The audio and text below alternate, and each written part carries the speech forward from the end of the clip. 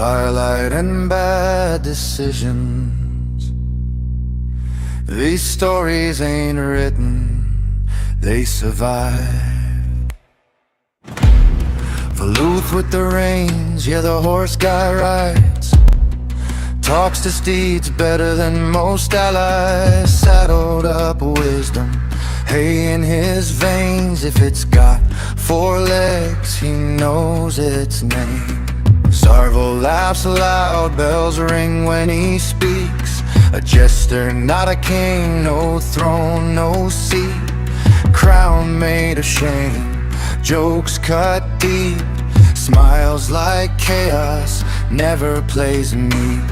A Karzine steps, then vanishes fast, falling in holes like it's part of the cast.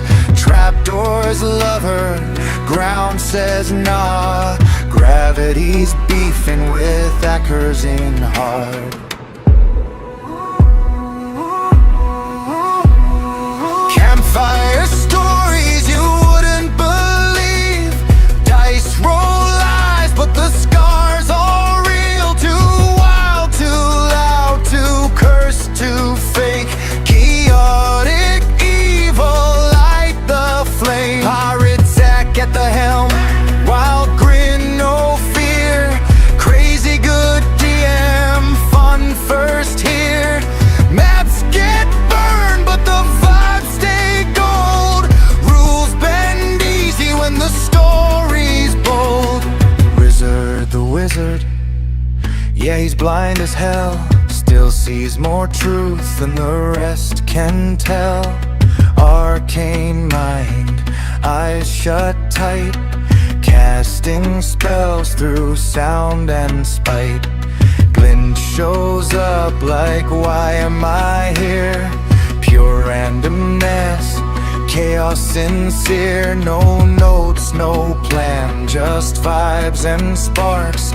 Every turn leaves narrative marks. Campfire stories you wouldn't believe. Monsters talk, kingdoms bleed. Too wild, too loud, too cursed, too fake. Chaotic evil, light the flame. Nosneros speaks, whole room goes still. Voice like an audiobook, calm but lethal. PC brain, DM schemes, outplays tables while narrating dreams. Cursed door lurking, where legends rot. Name gets whispered, details not. You hear it once, then lock the door. Some things shouldn't be lore. Gnome thugs roll deep, knee-high menace, steel-toe boots. Zero conscience, laughing, stabbing, organized crime. Small fist, big felony time. Kingdom of jest, built shaky at best. Politics messy, everyone stressed. Curses in alleys, secrets in courts. Bad decisions wearing noble lords. Werewolves out here with STD bites. Full moon hits, now it's a clinic fight. Claws out itching, curse gone wrong. Lycanthropy lasts way too long. These aren't legends, these are campfire stories. And the worst part, they actually happened. Roll initiative.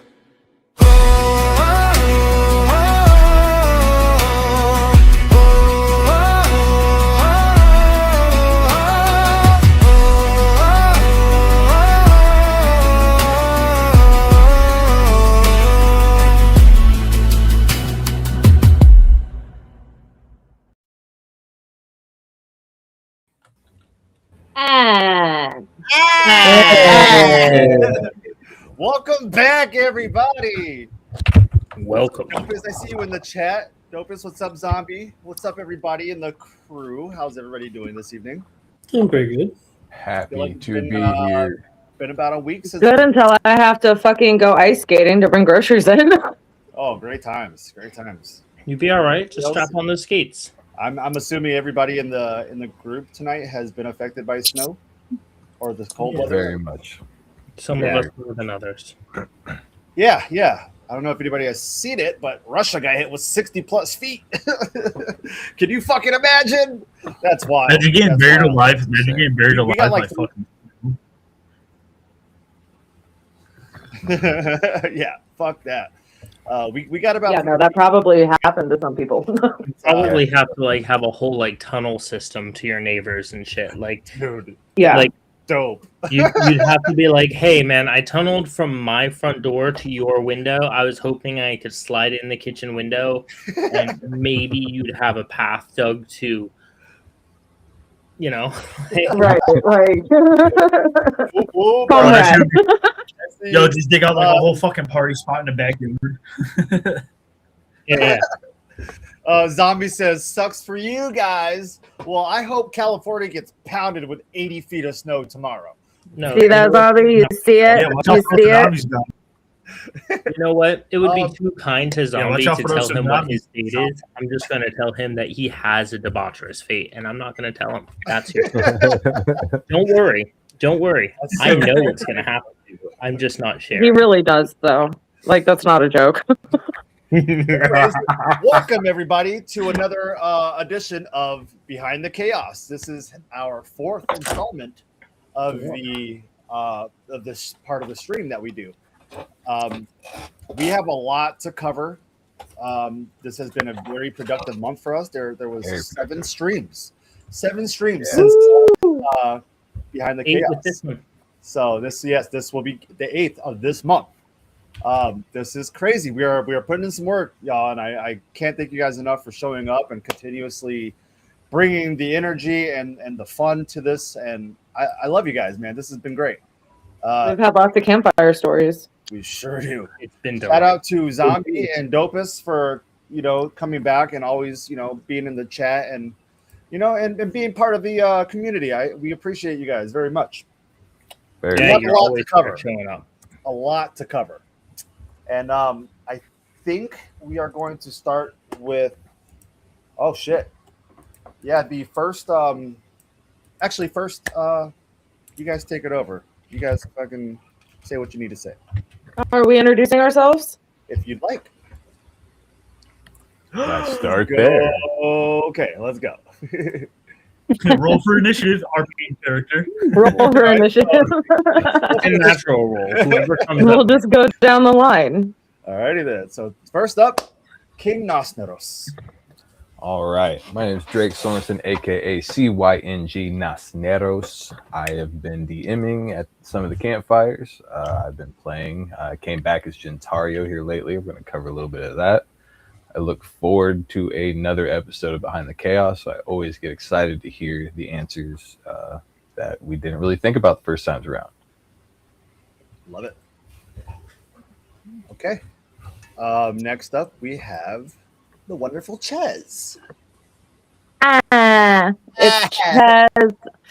I play Ackerzine in Gnome Thugs, and I also play Jacqueline Finch in all of our lovely campfire stories so far. I've got another character in the works that I'm super excited about, but I'm not going to reveal anything yet. But just know it's going to be fucking great.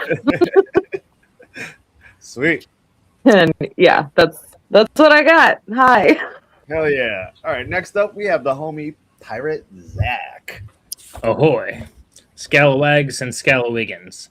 I am the main campaign's DM, and otherwise, I also play Father Rasterix. Beautiful. He doesn't have a first name because they called him from Munda, and, he didn't like that.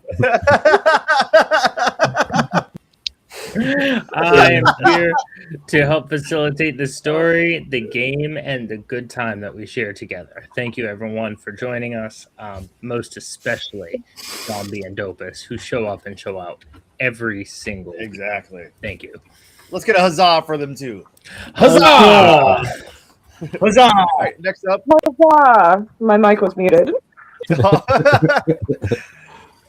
up, we have this guy. What's up, everybody? My name is Evol Cook. I play the role of Zarval, the Jester King, and also everyone's favorite character, Jack. No, I'm kidding.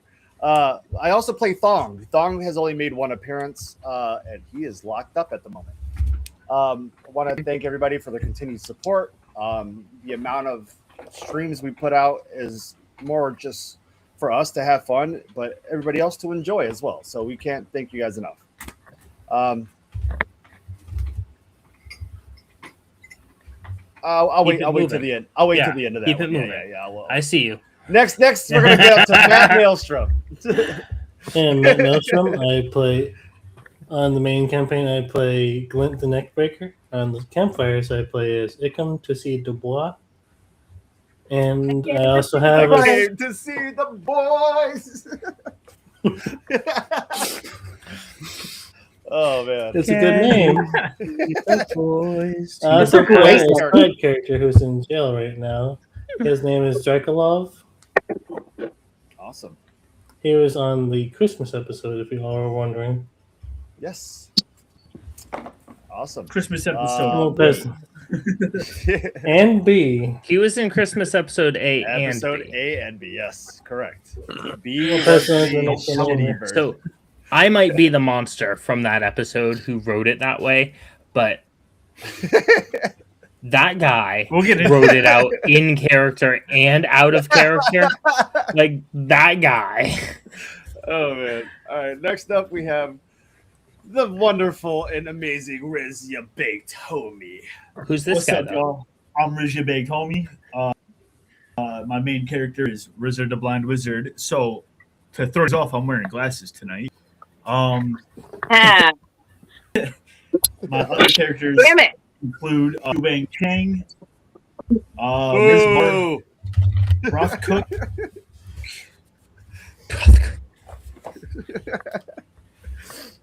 Rig down Mortis. they're locked up. Rig Thou yeah, Mortis and is Rig the Thou coolest Mortis. rig there is. Yeah. And Yeah. my other, my main campfire fellow is Rig Thou Mortis. If you can't tell, it's a play on words, and you're probably stiff if you don't get it.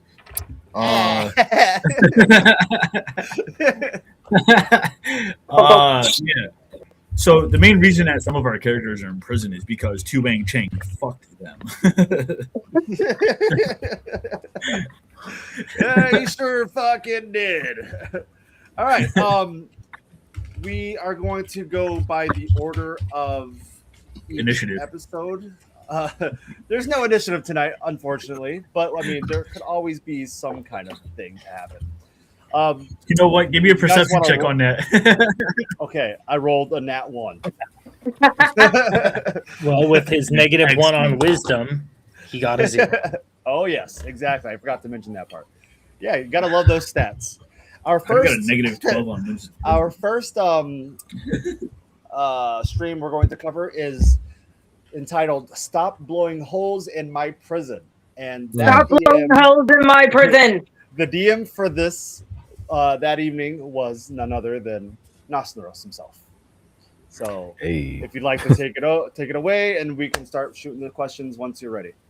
absolutely. I'm ready. I was born ready. Before though, you guys start shooting to me, I want to shoot to you guys. I want you guys to think about what does the campfire really mean to the people in this group? Like I know we've been doing it around a campfire, but what is this campfire now symbolizing in this group? Ooh, anybody want to take that first? Can you say that one more time, please? What does the campfire symbolize for you in this group? I don't have an issue answering first. For me, the symbolism of the campfire is, a gathering of people that, a friend or family, where you sit and you tell stories to each other, whether it be from past made up or, something that you want to do in the future. So I believe for me, each adventure is, like a reminiscence of something that I've lived once before. I want to hit this last. Okay. I'll go next. For me, it's imagination. You know, like kind of piggybacking off of what Riz said. You know, it's when you're sitting around a campfire. That's when you're telling, you know, ghost stories or you know, family lore or whatever. But you know, either way, there's a bit of imagination to it because it's word of mouth. No story is ever told the same way twice. Exactly. So that's what it means for me, or Absolutely. whatever. I like it. I like it. Imagination. Yeah. So Imagination. Wow.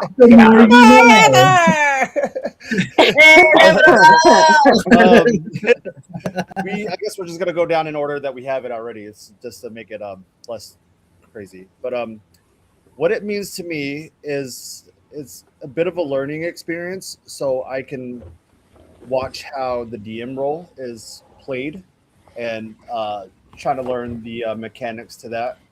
And it also means you know, like togetherness.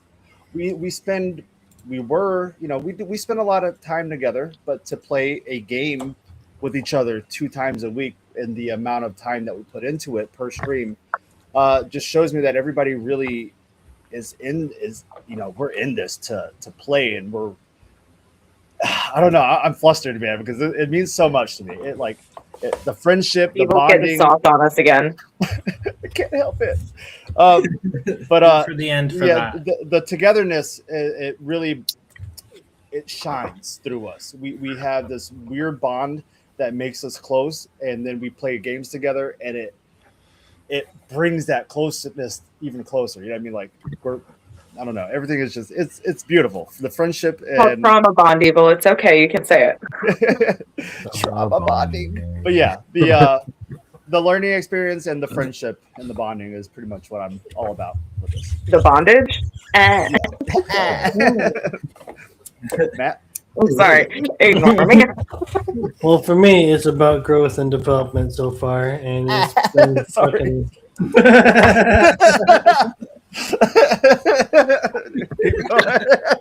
It's all about the growth. My bad, homie. What's up? You're good, brother. You're good. It's about development of character and growth as like a player to me, and this is just a cool fucking thing all the way around. There's not much I knew at the beginning, but now I got like an understanding from both the DMs and what we've been doing, and from reading too. Okay. PZ? So for me, it feels now. Keep in mind, like I'm in it for the plot. We'll call it plotism, but it feels like the building of a mythos. There is something. Watch out, some plot got on your shoes. Yeah, dude, I'm carrying that plot with me the whole way. It does feels seem like a mythos. precursor.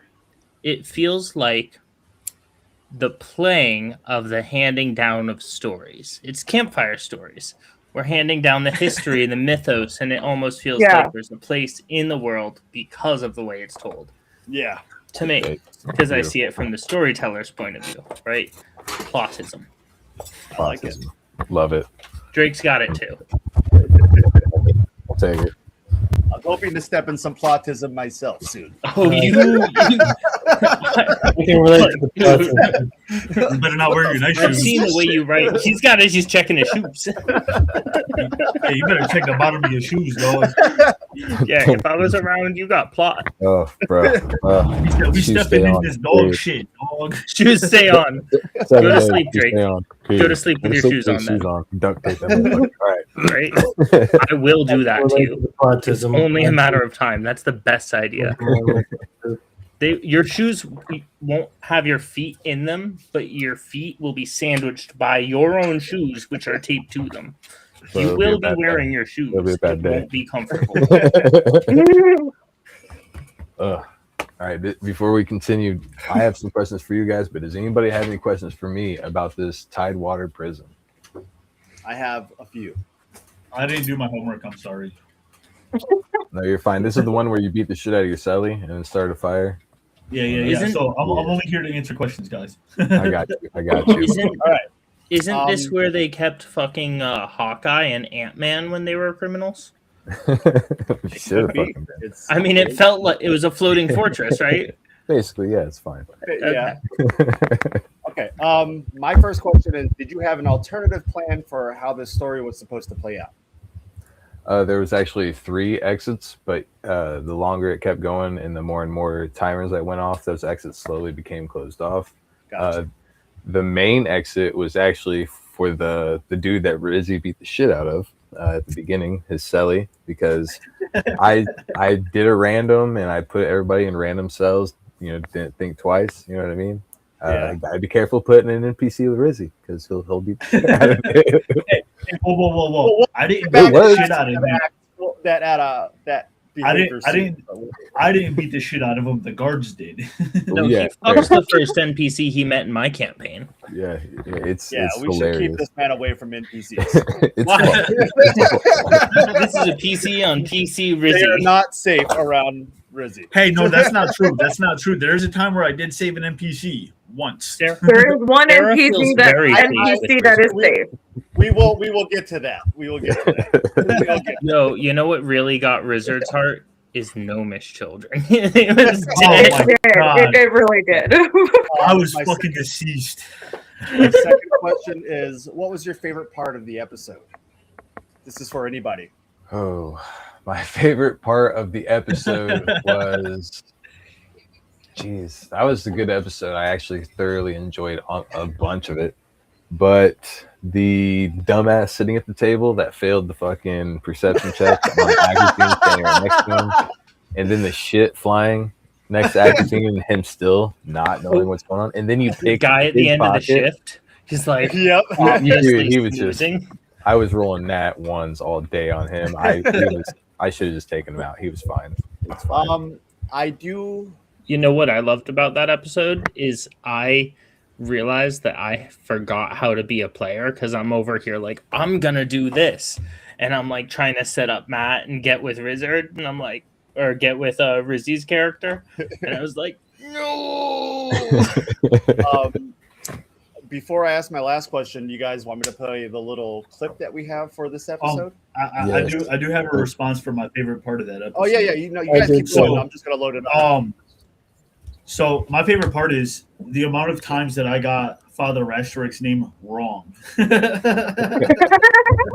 You've been traveling with forever. My favorite part was when he asked us all why we went to prison, and it was like, dude, you just set me up for it. It was so great. Like, well, I tried to steal the ship. My favorite part in the episode was when my character Ickham just gets and kicks the dude in the dick for 6 damage. The infamous Crit crit his was fucking Crit dick. his dick. Yeah, Where it that was became- born there, dude. So I've got to share that while all this was going on, I was recently reading about chimpanzees. Never mind, but I was reading about how brutal they are, and they'll like if they're scrapping with you, they'll just straight rip your balls off. Like chimpanzees are, Holy fuck. yeah, no, they'll Crit his like dick. you'll. Crit his So dick. the whole Oh my time God. I'm like, God damn, don't do that. I know what 6 points of damage package looks like. It, Look at that guy. necessity. What is the fuck? Okay. Okay. I do have this loaded whenever you guys are done. No rush. I'm done. yeah. But someone's echoing. Oh, So stop. who's that? Who's It's that? probably me now because I'm sure. It's evil. It's definitely evil. Mr. Cannibal Shit Thrower. Oh, 1 second. I need to fix the screen real quick. There we are. Okay.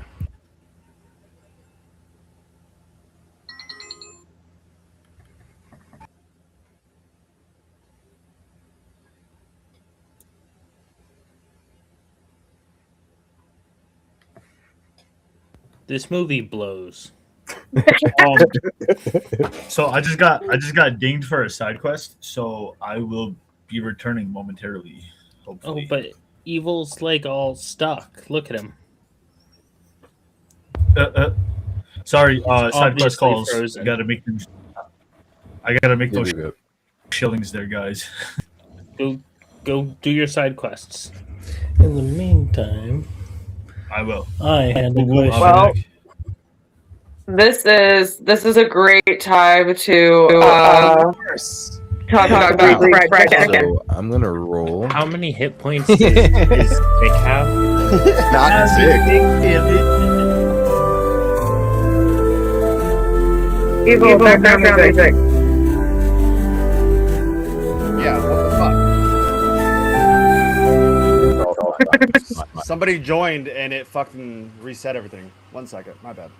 No, it wasn't Riz left. Who joined? Is it Domberly? I'm out of juice. Not 6. Not 6. So I had him do a con save. He nat 1, so he threw up. A 0.1 is fucking AC. Yeah, dude, he had his dick punched off. I might pass out. And then he nat 1. So he is prone, puking on the ground right now. Yeah. She didn't crit his dick, though. Yeah, no, I didn't crit his dick. I just, kind of His dick. Twist his dick. the old dick crit. Little dick crit. Oh, that was warm. That was a nice blast from the past. So I'm gonna stop sharing for now. I will bring up the next one as we get to the stories. That shit was beautiful. For some reason, the fucking music restarted itself. And how? It should be. Now it's loud. Hell, is it loud again? Oh yeah. Yeah. Fuck. All right, we're just gonna take it off the fucking screen, and I'm It's gonna. okay. Yeah, fuck it. Fuck it. It's fine. Welcome to Chaotic Evil. D&D, Trademarked by our technical difficulties. Yeah, right. We're just growing. These are growing pains. You remember Yeah, how it's fine, painful it's puberty fine. was. Yeah. Last question for that one was. Sorry, let me load it up again.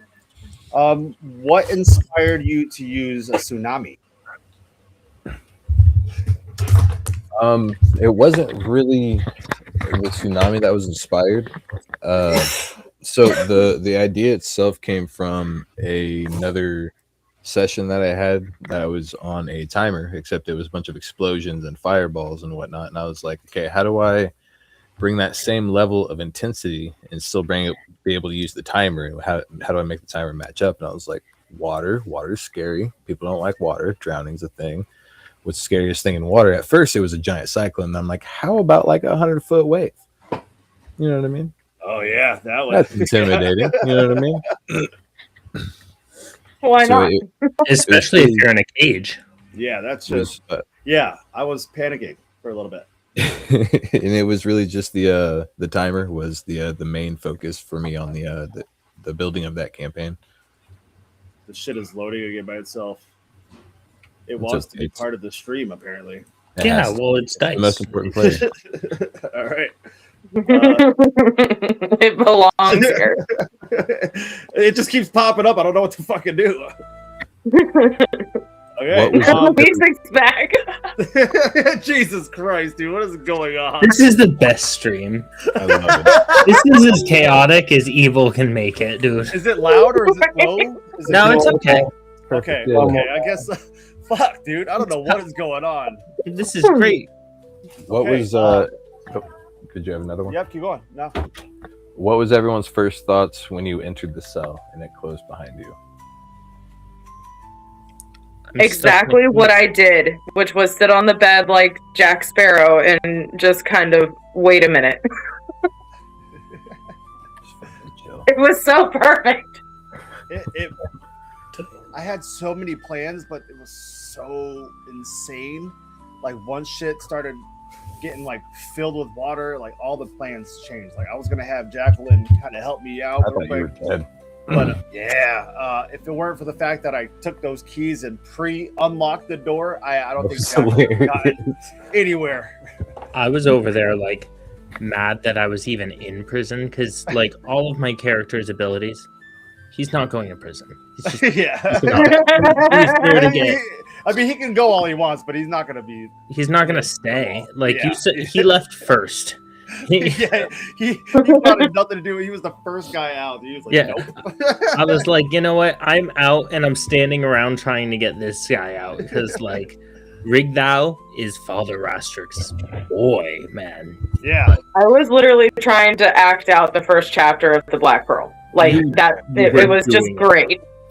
You were over there, like, Dude, it was amazing. I didn't catch on until later on with the Jacqueline Finch, and I was like, Yeah. what? And then like the odds of us both making 2 Jack related characters. Right. I was like, what the fuck? I like, was we did over not here play this. rolling on that. I was like, you guys are both Jack. You're both Jack. We're both This is- Jack. Is this competitive So jacking? weird. Are you guys jacking off? Like, We were jacking. I've been waiting for that joke to come about. I just didn't want to That's be the first exactly one. what we're doing. Dude, it was. Oh my god! It was just crazy. It was just crazy. Definitely were.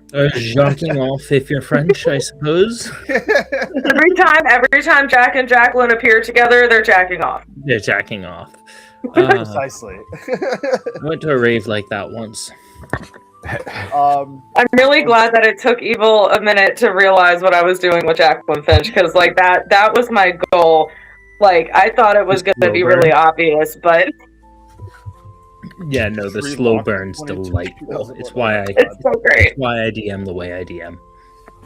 Technical difficulty Tuesday said fuck Taco Tuesday.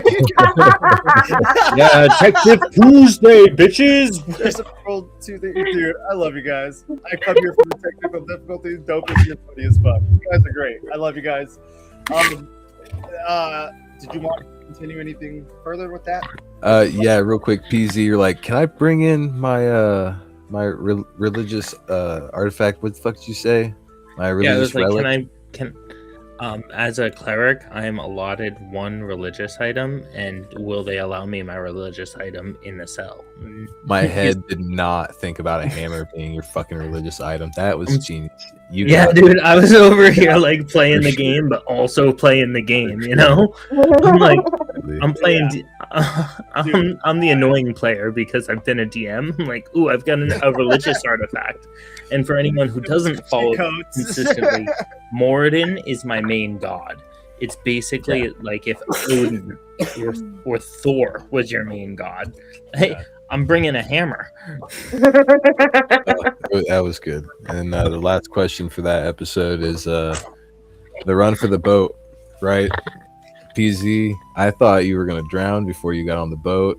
Chez, you tried to run past that main guard. He fucking grabbed you, slammed you against the wall, and I was like, you're dead. You know what I mean? Yeah. No, Rastrix doesn't. I mean, she needed to get her hat. Like it was really important. Having felt that pain myself, I was all in for Jacqueline's quest to get her hat back. I was like personally invested. I was too. I was like wondering, where is this going? Like, for anyone who doesn't know me in person, my first hat, people were like, nice hat. And I was like, you want to fight me for it? And they're like, whoa, maybe I shouldn't touch it at all. And they didn't. Except the people who did, like, would fight you for it. It was like twice in 10 years. Right? Okay. Yeah. But- My bad.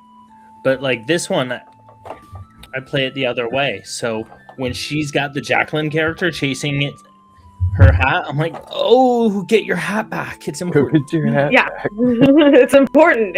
That's my hat, man. That's my hat. Go get the hat. Yeah. Yeah, no, and then like, you know, I had to get my personal effects because they took them from me, and like I need that compass. That is such a Jack Sparrow thing to do. You know what I mean? It was on par, dude. It was beautiful. Opus says, you can jack yourself, you can off your friends, but you can't jack off yourself and your friends. I beg to differ. Yeah, no, 2 Yeah, hands. I was at a party with Opus where we did this. It's fun. And Zombie says, let's punch the tip and twist. My notes. Hold on. I have. This was the first episode where we introduced Frederick. Yes. Frederick came along. Yep. Frederick, for Absolutely. those who have missed it, Frederick is my my familiar that I cast every once in a while. But you know, he's useful, but I don't want to overdo him because you know he's got his own life and family and stuff, and he's a busy cockroach. You know, Wait, he's not an astral cockroach. He's just a standard cockroach. he is a standard standard cockroach is cockroach that I.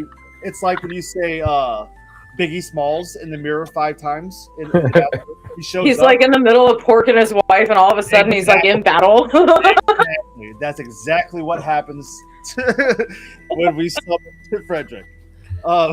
Can he be like the fucking what is it, Scrap from Ice Age? Like he's always about to Yes. break into someone's fridge. He's like he's like about Yes, to get into I that like that ramen better. noodle packet on like C037 or whatever. Like, but then he's like gets it open. He's like got the salt. He's like battle ready, dude. Dude, the fact that this is we're working on top of working right now because that's the whole idea right there that I am down for. You got Yeah. this whole like Frederick I the don't know if Cockroach Frederick's allowed to miniseries. talk yet. We haven't gotten that far, but if It's he's able to talk, PZ. He can backstory anything. Yeah, dude, this guy, he lives in the fucking cupboard of a guy who skateboards. They call him Okay. Skateboard Guy, but not Twisted. Skateboard guy. Fucking skate. I It know lives. that guy, dude. Yeah. Yeah, I've heard of that. you're dragging him into this shit. He's a battle roach. Put some respect on Frederick's name. Yeah, dude, I'm putting a love whole it. lot of respect on Frederick's Yo, name. dude, Frederick, skateboard guy's a single dad. All right. Skateboard guy is always It was cool. a terrible accident. Yeah, dude, Um, but like that's why you don't teach like pregnant women to skateboard. Oh my god. Or jump He on just- ramp. She wanted to feel included. The relationship was still. You know, that's another story for another time. Okay. Stop listening to me. Frederick is all of Onward. this. Look, did you have any Did you not final- want chaotic evil D&D? Come We on. want chaotic. As chaotic as Did you have anything else? Yeah, if we could plug something. for that one. That's it for that one. Yeah, I let's had get into it. one. Okay, what's up, Matt? I had one question. Absolutely. So, when I was throwing the poop at the guard, Yeah. I really was hoping the guard would have stepped and slipped on it. I can't remember if he did or not. Did he? I did make it a roll, I think, later on after somebody brought it up. But I should have done a couple more rolls for it. That was one of those that was DM bad. I didn't remember that it was there. Otherwise, I definitely should have because that would have been prime gold. Watch you with Prime gold. newspaper. But I do tend to do things a little bit chaotically, so I'm kind of going on the fly a lot, a lot more than it looks anyway. Beauty of it, man. Yeah, Beauty so it's but no, that was brilliant, and I definitely wish I'd have done some more rolls for that because that would have been just comedy gold. Okay. We are going to be switching DMs, and we're going to be talking to the pirate Zach himself. Wait, what happened? This next one is not you. I lied. This is That's- also a Nosneros. I was My like, fault. I didn't We had DM two for a while. campfires. I Yeah. apologize. My bad. Sorry. I think there were 3 campfires before. Nope, there was 2. Only Nope, 2. two. And then Oh, Cook- are you running a campaign? No, it's Cook's campfire after. It's just a different campfire. Yeah. So this next campfire is titled Trials of the Living. And this was Yes. one prior to the week that PZ missed. Yes, we started off immediate encounter roll or initiative roll. Yep, the zombie horde. Fucking brought it straight into fucking pace. So I'm actually surprised that you guys left when you did. I'm surprised you guys didn't stay a little bit longer. PZ out there with doing the foof. Fucking Yeah. everyone was getting a bunch of kills. Actually, I'm pretty sure I've written down. Except Jack. Jack got fucked Jack. up early. That had a rough yeah. couple weeks. It's Yeah, it was bad. It was- Zombies, not as but happy. you know, we kind of made up for it. We all and we made it through. We made it through. So how'd you guys feel starting directly into a combat immediate into the I session? liked it. I was all. Yeah. I was in. It was so fast paced. It made the clock seem irrelevant. You know what I mean? Because like like we were moving at such a crazy pace with the timer, but then like once we got to that, it was just like a whole different thing because it was like instant battle. It was an interesting way to start. I enjoyed it, but I also thought I was like going into a heavy undead situation. I'm like, yeah, dude, it's the unholy wars again. They're like Rastrix's like football prime. He was out there like killing zombies, getting accolades. It's like Al was Bundy's like, I scored 4 touchdowns in one game. No, that's exactly what I'm trying to bring. That's exactly what I've been trying to bring. I love it. Yeah, you want to start off, Nosneros? That first room was a standstill moment. Literally had to stand still in order to pass it. It took you guys a little bit of time. That was with the Wraiths. That was when PZ got put down to, what was it, 2 HP, correct? Yeah. For the rest of the To session, max I was walking HP around with for a 2 the rest HP of it. max. Fucking That was terrible. You guys are like, I don't know how I'm gonna kill it, and like I'm just like, y'all, have you thought about moving? I did think about it, but then I was like, I don't think that's what Jacqueline would do. That's fair. That's fair. That's exactly why Rastrix acted that way, because he's not going to follow the instructions of some undead, unliving horcrux, like freak of this material plane. You said, fuck. Yeah. What? And then the ceiling coming down. You guys did really well on that one. And then the final sacrifice, where Ickham just kind of took the seat, quick as shit. Yeah. It took me a minute to recognize that. So- For that. I have a question. Yeah, absolutely. Who was the random that saved us? The random was the it was a projection of the person that was laying in the body slot at the end. He was the dead body by the door. Oh, The one that was by the campfire. that just gave me chills, dude. Oh Yeah. Like- my god. That So is right now- fucking beautiful writing. Oh So my right now they're God. using projections of Ickham to lure more people into that building. Bro. Right. I So- fucking love that. That's awesome. Oh my It's- god. That's so cool, dude. Yeah, I'm going to bow down. Yes, yes, dog, It's a We're living. not worthy. not worthy. My next question, were the zombies unlimited? Yes, we would have sat there.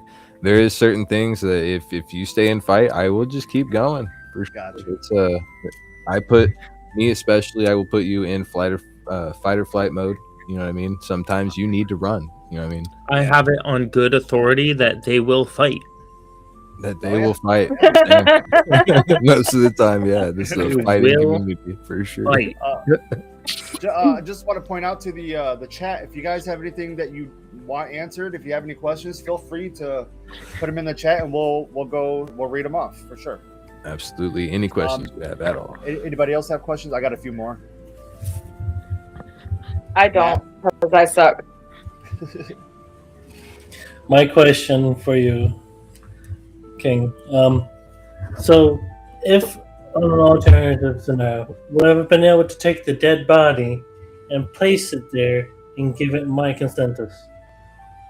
No, because if you would have put the body on there, you would have actually realized that it was still living.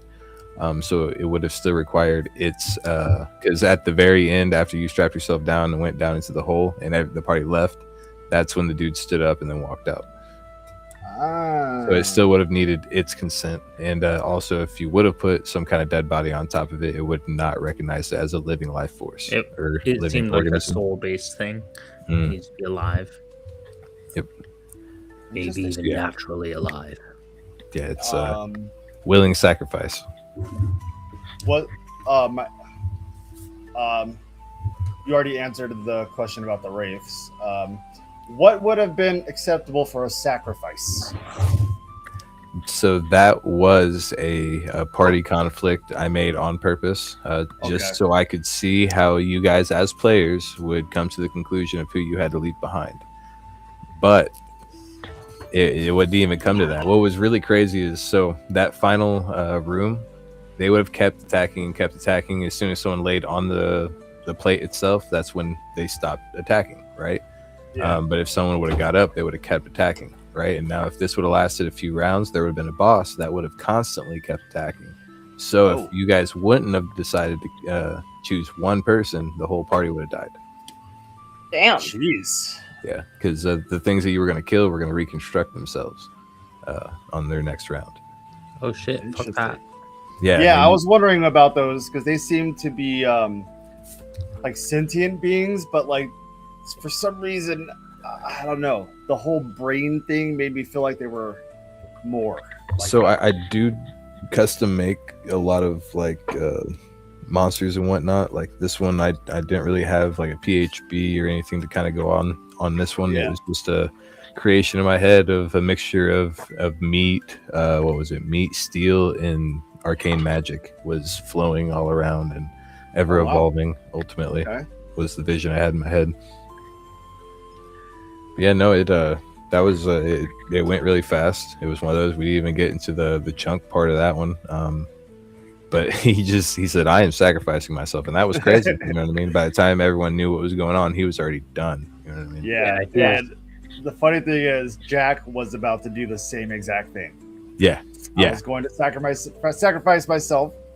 He was going to sacrifice himself, but he was beaten to the punch. What was it? 6 cents shy and 6 seconds short. You know what I mean? Just about. Yeah. And that's all I have for that episode. I have one question. Right. Relevant to the runes of that one room before the Clockwork Horrors. Mm. Now, what's the concept of that puzzle in particular? Okay, so also with the entire room or the entire building, you start off getting scanned, and that's when it finds out whether or not the people are eligible to be the next sacrifice ultimately, which you all were cleared for that one. Then the second room was to stand still, to test your patience and to test if you could have the capability of not moving, right? Because at the end, when you get strapped on there, you're not going to be moving, right? And then the next part was one pillar that you couldn't choose was leaving the human silhouette out. So you had to leave a person out of the equation, right? So standing still, leaving a person out, and then end with the fucking sacrifice. Oh my god! Yeah. Wow, That's so clever. I love It that. was That's all really foreshadow. That's Yeah, That's as clever as many DMs think they are and aren't. I try to leave tips in all my shit like that. It felt like it was significant, but also like for me, like Rastrix wasn't gonna hold still for the non-sentient thing. Oh yeah, because But if so, you guys would have been smashed underneath the ceiling. You know what I mean? Yeah. I very much put you guys in a lot of dangerous situations on almost every one of the campfires now. yeah. Great though. It really tests our metal, though. You know what I mean? It really does. Yeah, Like just a new kind of intensity. You know what I mean? That way you can breathe and enjoy the campaign a little bit. You know what I mean? And not have to worry about dying all the time. Well, not necessarily. Apparently, we'll get to that later. We'll get there. Right. yeah. Shit All right. got crazy, man. But yeah. Now, the Battle of Aranya. Yeah. No, we move on to the first edition of our travels to the Kingdom of Jest. Oh, correct. So this one is labeled A Jester's Arrival, where Pirate Zach was our DM for the evening. So what do you want to know about the leg of the journey? The journey to Jest. I want to know, actually, was there something that they missed on the way there? Like, was there a key piece of information that was left behind on the journey there? No, all the clues are there. Beautiful, beautiful. They got all the clues, every single one. They'll start falling in. Let's talk about them. Yeah. So, I just want to say I love that the surface is now called Uppies, and like getting mad at that fucking deep gnome for calling me an uppy was fucking great. Oh yeah, the Swerve Nevlin. Dude, I wasn't sure what to think about those guys at first. I thought they could be cured in some way. I wanted to help them so badly. I think that was just the cleric in me, though. It really is, because they're like a cursed people. Like Okay. the Drow Maybe are like the fucking the snow elves in Skyrim, like how they turned into the Falmer. Those are deep gnomes. Oh, yeah. Well, those are Drow technically. Right, but you know what I mean. But the same sort of dynamic happens in dwarves and gnomes also. For dwarves, they're called Dwerger, and not Dorogar. That's what Okay. I call them. You call them Dorogar? Yeah, every Dorogar. time. I was like, that's not what it sounds so Dwerger. fun. I love Yeah, it. but like it's just a step. But for gnomes, most people call them deep gnomes, but they're Swerve Nevlin. Okay. Interesting. SVIRVNEVLIN. Swerve Nevlin. Interesting. Call them Seraph. We all just learned something tonight, ladies and gentlemen. Yeah. So in this campaign, the Swerve Nevlin are like a cursed Get it people right. because they're not like these ones aren't from underground. Okay. I meant to ask earlier, do you guys want the chat up? That way you can see it, or are you good the way it is? Put the chat up. That way I can see it over here at least, because I'm not always looking at my. Gotcha. Okay. Yeah. What was it? I have questions. I have questions for everybody tonight. Ooh. What was the gnome statue, and was it of someone of importance? So the gnome statue was. What's that? It was definitely Gentario. It's fine. Not Gentario. It was an ancient statue of a heroic gnome who had done deeds of valor in that community when it was a gnomish city. Oh. Okay, that makes sense now.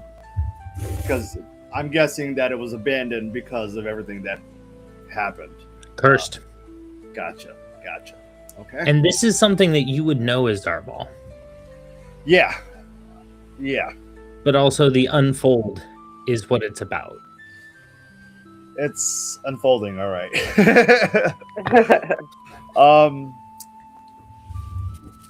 Well, Rizzard isn't here. I was trying to think of. Hold on, let me move in to my second. There was also a werewolf attack in that episode. Yes, I'm working on that one. I was like, and I'm just Will the unwell. viewers and PCs learn more about Zarval's werewolf brother? Most definitely. Okay. Yes. Most definitely. Will At this point, it can't be avoided. Yes, because there was a lot of shit that transpired. Yeah. During that altercation. Will the statues be explained further?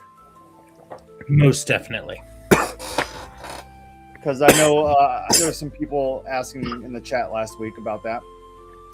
Yep. I wanted to make sure you know. Oh God, zombie! You already beat me to it. Yes. Did Glint get a werewolf STD? Well, we all got to get checked, I think, or most of us. I think I do.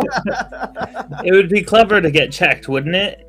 It would. It would behoove of you. Get the fuck It out. would be very hoove of me. Very hoove. What are you, centaurs? It'd be fucking cloven hooves of you. Oh man.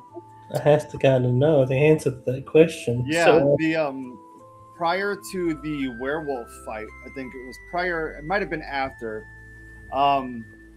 because of the whole thing, everything that had happened, I was ready to battle that giant frog statue because it was just like, okay, this is very in your face. Is this supposed to be inconspicuous? So I was at ready, you know what I mean? But then all of a sudden, because like we were woken up right from we were sleeping, and we were woken up. So I guess Zarbal was still a little startled and was just ready to fight. The giant frog statue was the missed encounter from the first episode. Oh. I mentioned the giant frog statue on the way up the mountain on the first episode.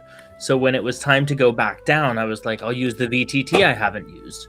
And then if the description comes into play, there was like a whole level 1 adventure over there that it was like opt in, opt out sort of thing. Interesting. Interesting. Because sometimes I'm like, oh, what if they go off map? Like, have something up your sleeve, right? Like, have something to... That makes more sense. Yeah. Yeah, because sometimes... And I'll tell you, it was a whole bullywug fucking adventure over there. Like, you had some shit going on with bullywugs, but... Oh, yeah.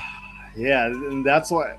I think once the dice rolls start telling the story, it's hard to veer away from it. You know what I mean? Yeah. Well, you have to go like, okay, this is a battle that happened, but this is the story that was told, kind of in 2 pieces.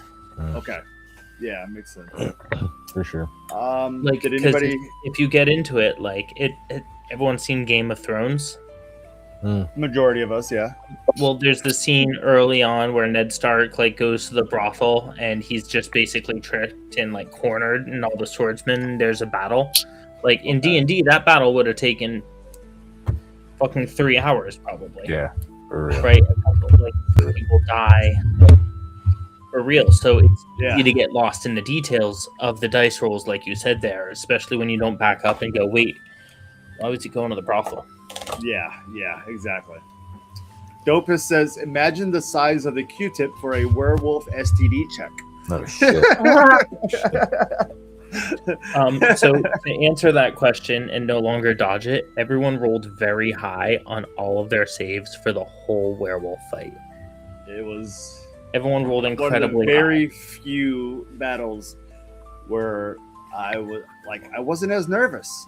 I was nervous on edge, but like the rolls kept fucking telling the story. Like I said, man, it's so like there's nights where we're all on, there's nights where we're all off, and then 50-50. So it's like you never know, man. And I feel like that helps the story so much. It's the like, dice. I don't want everybody to always roll high. You know what I mean? Like where's the fun in that? You know what I mean? That's the point of having dice. And I love it. I love that aspect. It's great. I love it. I have one question for you for this episode. Now, relevant to the future of the story, does my character have to check and get checked to see if he has lycanthropy? Everyone rolled really high on all their saves. You should be okay, my friend. No one caught lycanthropy. You're good, Matt. I think he's been stressing about this for a week and a half. I know, that's what I'm trying to tell him. Like, you rolled really high. No one lost the lycanthropy check.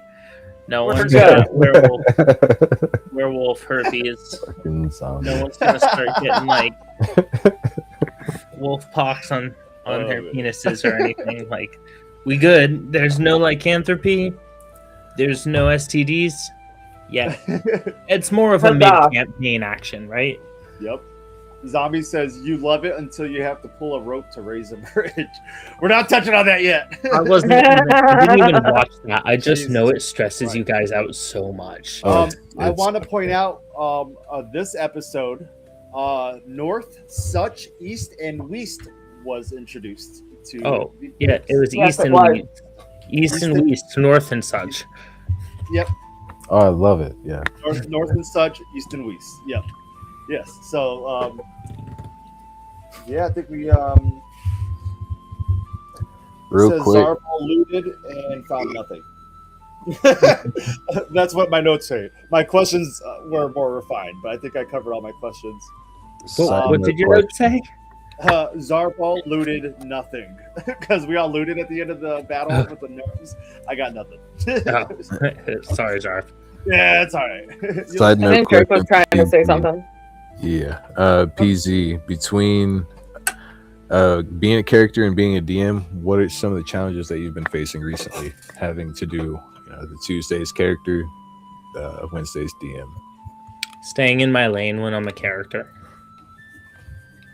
That's That fair. is- because I want to do the cool things too, and it feels like I don't have all the time to do all the cool things. So sometimes I got to check myself, like, yo, stay in your lane. It's everyone's story. Yeah. I gotta wait for my 6 seconds. No, I feel that. Yeah, dude. Like we all Yeah. get and to speak to the group of people that we play with. Mhm. That's who we. That's the folks that I have here in my boxes with me. Mm. Like yeah.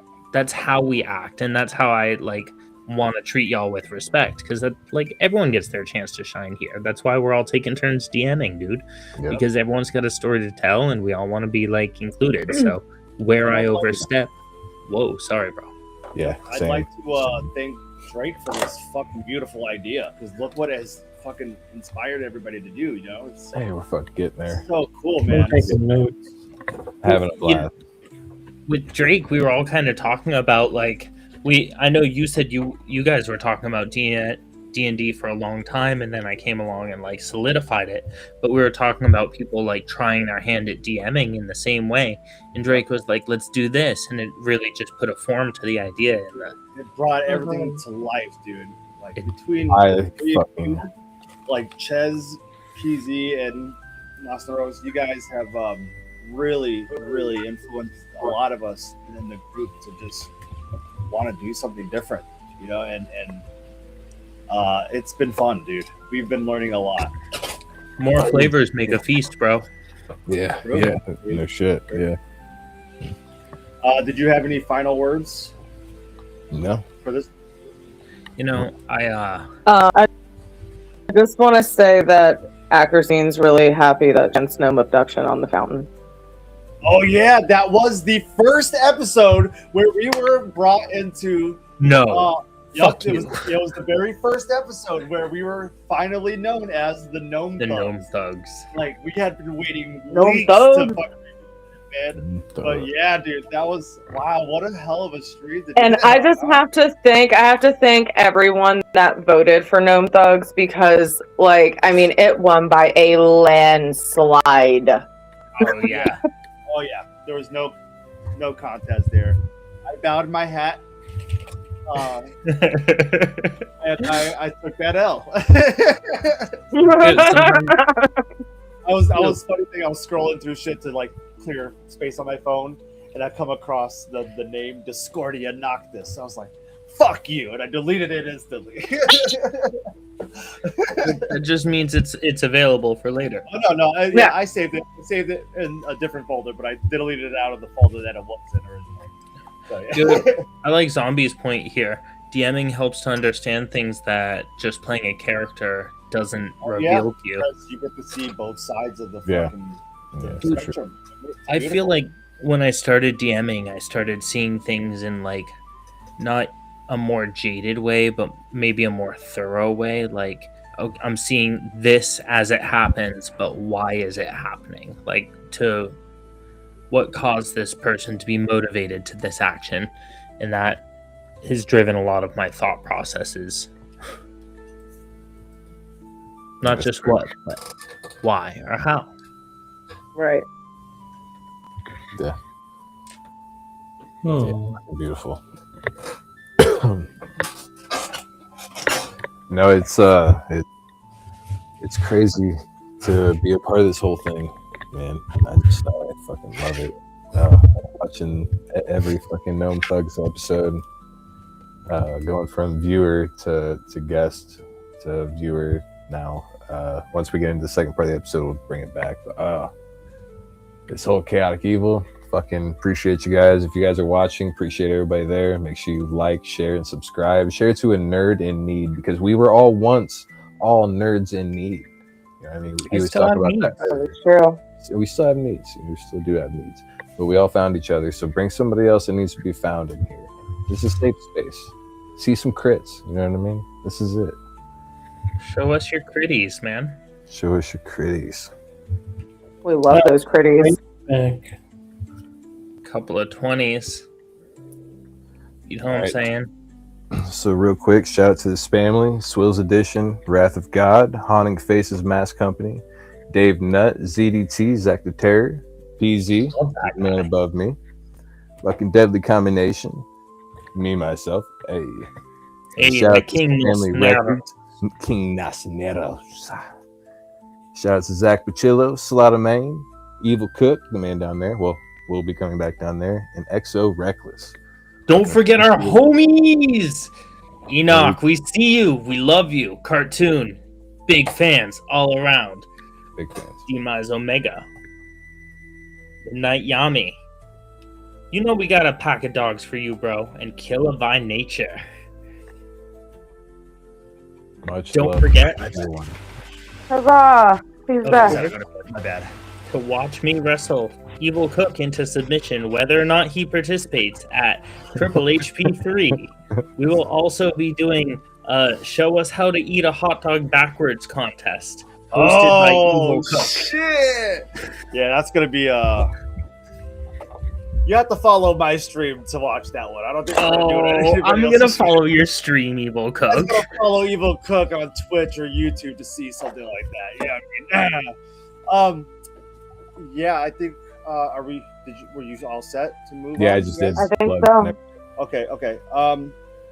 Next is the Battle of Aranya. This is the one where I debuted my DM role, which was I watched some of this. it was a crazy story. That was crazy story. it was interesting. It was a lot of that played into like what I wrote, but there was a few things that I had to, finesse. And it was interesting. I didn't know which way to go with it because it was my first time writing, but I did get help with PZ and Nosneros, just kind of getting like general ideas and questions out there, like what should I have, how much, what I need. Like I didn't know the mechanics or the layout, so they helped me out a lot. And watching you guys really inspired me to write, and it brought back that natural storyteller in me that that I haven't used in a long time. You know what I mean? So It shows up in your music. okay. It's a different function, though. It is I a see different you. type of. I see you. It's more like it's a poetic feel to it when I write my music. You know what I mean? Like whether it's so like the poems are stories. Don't get me wrong, but like this was a whole different style of writing that I haven't done in so long. But yeah, dude. We started off in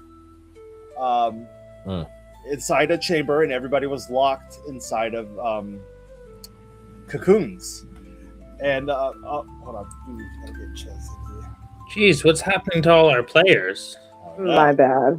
Good question. Okay, and now we had everybody break out and everything, and then we had two new characters, two NPCs that were there, and they were saved. And then you got this is where we come back to the Riz thing and his NPC actions. He's gonna kick him right in the chest. You do it here too? Kick him in the chest. Immediately, dude. As soon as he said that, I was like, I want to point out that this is a child of 6. There's one standing next to me because I'm gonna kick him in the chest. Pushed him with my.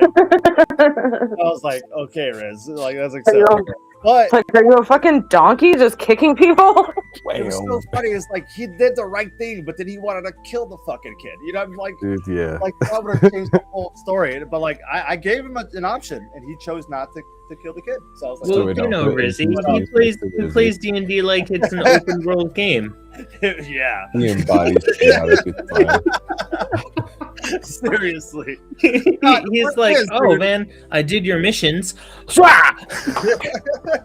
I'm getting my gold back. Shortly after, And the DM's like, yeah, I suppose you did just hand him all the loot, so In theory, yeah. yeah. To be fair, we did. You guys were met by the Venus fly spiders. There was 3 little dudes there. Once they took a certain amount of damage, they turned into the Vanachnid, which was a 20-foot spider, I believe.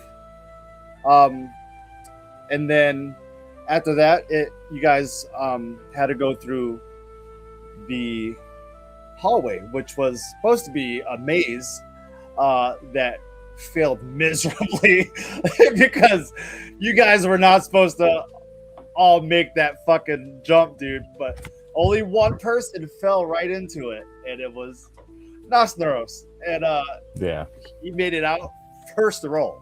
Thank So, God. like, because Thank God. every failed roll, the walls were supposed to close in, and the bottom of the floor was slowly opening. So you were going to be dropped, like, you know what I mean, like regardless of where it was going to. It was crazy. But yeah, everybody fucking later their deck save and try, and then you guys went through and figured out that you guys were on top of a giant fucking weird spider creature, which was the Trapantula. The Trapantula was a Scary bastard. giant fucking inevitable spider that was mixed with leaves and vines and shit. Like it was crazy. But yeah, that was definitely an episode for sure. I didn't know if anybody had questions. Yeah. Oh yeah. You're not getting out of this one that easy. All right. So at the very beginning, how did you prepare for the first session, right? And what tips could you give our subscribers if they decide to try it for their first time? Wow, great question. I know. I love it. The first part of the question, I prepared by first asking you guys for some guidance.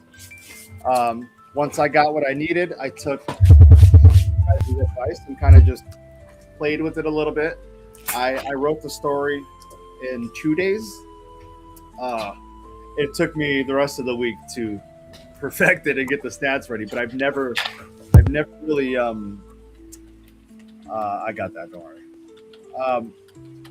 I never really had an idea for it at first, but like as soon as I got to the Vernacnid, the rest of the story kind of wrote itself because I didn't know what I wanted to do at first with the story, but yeah, so I took that whole week of just prepping and writing down stuff and going off of notes, and for my advice is for new people is to ask friends, ask us if you need guidance. There's so many people out there that you can just talk to and be like, hey, can I bite your ear a little bit about this and try to get some insight on some of this, because as a player I'm still learning certain things.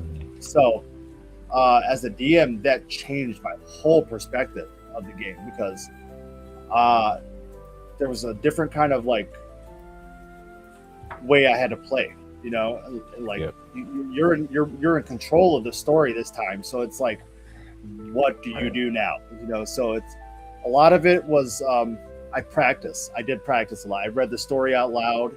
I would pretend like somebody would roll or something, and then I'd be like, okay, do this. So I would just do a bunch of mock trials with these things. I am adding everybody back and forth, so it's not like they keep losing back. So I don't know what's going on. So yeah, my advice is just practice. Once you feel like your stuff is completely written and done, practice. I think just get your characters' motivations right, and things flow. Oh yeah, for sure. Because I didn't really do much with the NPCs. That was just kind of a thing, like a side quest. Like if they were to save them, the ending would have been the way that it did end. But if they wouldn't have saved them, or if only one was saved, there was 2 different endings. So it would have been bad if you guys didn't save them. Right. Okay, the spiders, terrified, right? Terrified. Then you put them up on the screen, dude. Fucking yeah, good. That shit was good. That was a nice touch. Yeah, Thank I you. enjoyed that. So, for sure. Like I said, I do things. I take the tools that I'm given, and I'm just like, I wonder if this will work. You know what I mean? And because I did it the way I did, I was like, maybe it's just because I'm a visual guy. You know, I have to see something. I can picture it if you talk to me. I'm like, okay, but seeing it like in real time makes a huge fucking difference for me. Oh yeah. I've got to say, the whole visual cue thing, like I'm gonna be trying to integrate that into like the campaign as I do it, even if I send you things to like post up or lead. Because, see, like, and I'm glad that yeah, no, I did it too. Yeah, it was. Yeah, it was I'm glad brilliant. that caught on. it's a level up. It really, Yeah, for real. it was just kind of like a spur of the moment thing. I was like, I wanted to show people what we were fighting, you know, and then when Drake hit me up about it, he was like, "Can I send you some things?" I was like, oh, "Shit, like this idea stuck." Like, okay, like, but yes, please, No, it's please. brilliant. Yeah, It's brilliant. I think it just adds a little more flavor. You know what I mean? And you give the audience and Flavor, there's something to vibrancy. you know. Yeah. Yeah. So For sure. thank you. I appreciate that. Like Thank you. That was I wasn't sure if that was a hit or miss or not. Solid hit. Yep. Needed to happen. When I went back and like watched that episode to like, you know, put it in the Campfire playlist on stuff, and watching like the chat and everything, dude, you fucking nailed it. Thank you. Yeah, everybody made me feel so good that night, man. I was so nervous, dude. Like building up. I'm a performer, okay? I got the same exact anxiety. You guys are gonna fucking make me cry, dude. Fuck shit. I get the same kind of anxiety before a show. I'm like, I'm not gonna fucking go to the show. I'm not ready. I'm like, what if I fuck up? Blah blah blah. You know what I mean? And like, I was nervous, but you guys helped me through it. And like, PZ, you were on business, you know, and you still found time to come to the chat. And I was like, I'm gonna pull this off. I'm gonna try my best, you know. So like, thank you. You're my fam, dog. Like when the stripper tells you it's the biggest she's seen. Oh my god. Nah, bro. You guys really made me more confident about my story writing, because I don't know. That was kind of just something okay, so this whole story was paying homage to the final season of Stranger Things. Yeah. I don't know if anybody caught on to some of those things. There were DC 11s. There were the level 5 was because there's 5 seasons. The whole cocoon thing was straight from Stranger Things. They had the tube in their mouth. They were caught in Vecna's shit. Vecna, the Vanachnid. I you know what I mean? Yeah. So, Nice. yeah, because it was a Venus flytrap and an arachnid, and I was like, dude, that kind of fits together. You know what I mean? So yeah. So Vecna is the reason why all of those fucking creatures were inspired, and like it really. I don't know. I thought it was kind of corny at first, and I was like, they're gonna be like, this is a ripoff. But you guys made me feel like, you know, like a new DM. Like, thank you guys. You made me feel good. So thank you about that. You were natural, dude. Thank you guys. Yes. Any last words? Yes. I would like to leave my estate to the Church of Trogdor. Oh, okay. Oh, not like To the cult of Cheddar George. All hail Cheddar George. I leave my estate to the Maelstroms. He is our Lord and Savior, our path to the light. My question for you, relevant to your thing, is relevant when we got the healing area, right just after that pit, after finding the first 3 of the spiders that I did not like. Okay. The significance of the pit. What would have happened if we didn't save? For the pit. The pitfall that was sort of. That one was more of a team building exercise. That was the more like if one person made it out and they decided, hey, I want to turn around and help him out, I would have allowed it.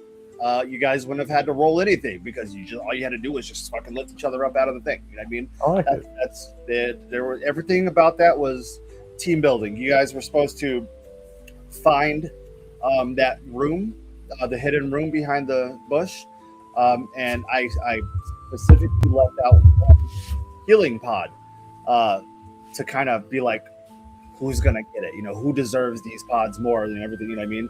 And yeah, your character was hurt. I was the most important person there. I had to get a healing pod.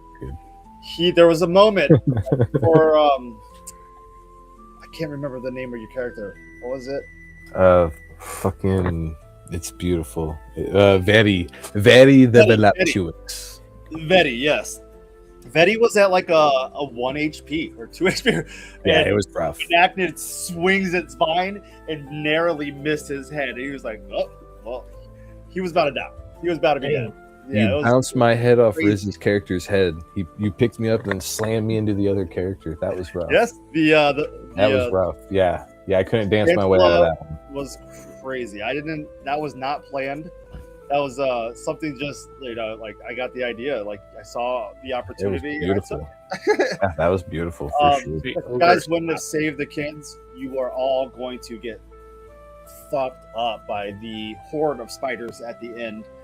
I was thinking about, you know, extremities being pulled off and like just slow, gruesome deaths. Yes, it was gonna get bad, but you know, because Riz didn't kill that kid, you guys, everybody, I think it was Dom and Riz that saved him, or was that you, Matt?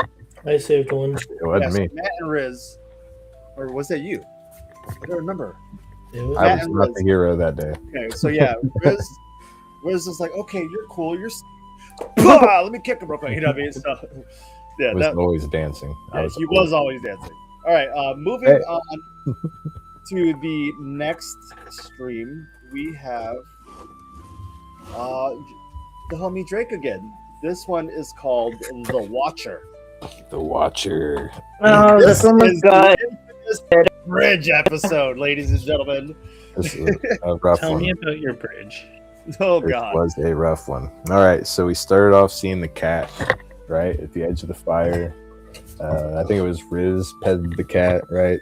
Cat started licking the fire, eating the fire, and swallowed us all whole, right? Shoosh, swallowed whole.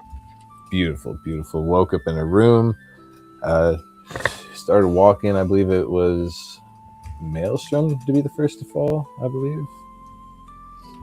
Was it Ickham that fell first, or was it Jacqueline that fell first? Or wait, no, it was Jacqueline. It was Jacqueline because she rolls high on initiative. She gets her fucking charisma bonus to that shit. So every step was very careful because the floor was falling out from people, and I think that claimed 3 people inside that room. People fell to their death. Yes. I respawned like twice. Yeah, it was fucking. That was gnarly. That was gnarly. And then the respawn with the fires. So you got to the next fire, went into the next room. So all that was basically, I was testing out each version of strength, dex, con, and just kept moving down. And then when we got to the fucking the rope was a DC 16 is what the rope was, right? And all you had to do is pull it. Pull both ropes, and then it would have fucking brought the bridge up. And then honestly, it did get asked during the thing what would have been the easiest route, and the route that you guys were going honestly was the easiest route with tying stuff together or anything like that. In my head, someone was going to have to be sacrificed again to hold the ropes up so people could cross the bridge. You know what I mean? And then you guys just, I mean, you struggled so hard. Poor Jack. Jack was just off his game. I just have to say, I love that Jack and Jacqueline got the same rolls for like 3 rounds in a row. It was so rough. In tandem. It was so rough. You said like, what? We were both just like, come on, man. We gotta do something. It was 40 minutes, right? Something like that we spent on this rope. 47 minutes on a bridge. We'll get to that. Yeah. Finally got across that motherfucker though, and then the finale of it. The finale of it was great. My biggest thing is, as soon as it started, just grenade launcher, and then of course you got Jack like, I'm gonna stay on top of this pole, and I'm like, I don't know if that's a good idea, and he goes, I'm gonna jump on top of this terrace. I'm like, that's a great idea. definitely jump on the Godzilla creature. Jacqueline said, fuck this, and fucking got out of there. Yeah, no, it was a very good one. What I was trying to do, the main aspect of this campaign was, like I said, to show the different kind of roles that you could have to do in like a longer campaign, stuff like that. Yeah. To make you be like, oh, well, maybe sometimes I might need con, because a lot of people do min-max. So like sometimes you might not give yourself any con score, and all of a sudden, boom, I have to roll con for this, this, and this. You know what I mean? So it just kind of gave more ideas to the different variations of what you could roll, was what I was aiming for. Plus, I did a little bit of a story there that we'll get into at one of the later episodes, I'm sure. But if anybody has any questions about it, though. I have a few questions, but I want to give everybody else a chance if they have anything. I got one question. Yep. Gas room. What would happen if I didn't make it in there to the other people? Everybody would have died, and you would have been put back at respawn. So the gas room, it was the fastest person. You just need one person to get over there. You know what I mean? Oh. And it's all about hitting the next respawn. That's what the starting campfire, final campfire. It was just about getting swapped into the next one, and then everybody gets respawned at the next spot. Yeah, so really it was an ultimate test of, okay, if you guys would have broke it down a little bit further, who has the best this? And let them go first. Who has the best this? Let them go first. Dopus says, made everyone's arms look like a middle school Fallout Boy fan. If one person walked across the bridge and into the fire, would the bridge lock in place? Yes and no. So the person holding, my main thought on the bridge was one person was going to hold both ropes while everybody walked across. Okay, so once the tension was gone on both ropes, it would have fallen regardless. That person would have had to have died to be moved to the next respawn. But when you guys had it tied, it would have ultimately left it locked in there because of the mechanics of the bridge itself. But then you turned around and fucking made sure it wasn't. You know what I mean? But no, there was. Fuck that. We made it across here. Nobody else can. God damn it. Yeah. Way to adventure, guys. Before we get into the next... you reset the level for the next party. Yeah. Polite. Yeah, manners. Real, yeah. Before we continue with the questions, I kind of wanted to share the clip if you wanted to see it. Do it. See it. All right. Yes, Matt did pull it hard enough to break one of the ropes. That was hilarious. He goes, I want to pull harder. And I'm like, it's not going to go. Just boom. You know? If you want to. That was beautiful. Let me switch. We're going to take the chat off real quick so I can do this. But you guys will be back.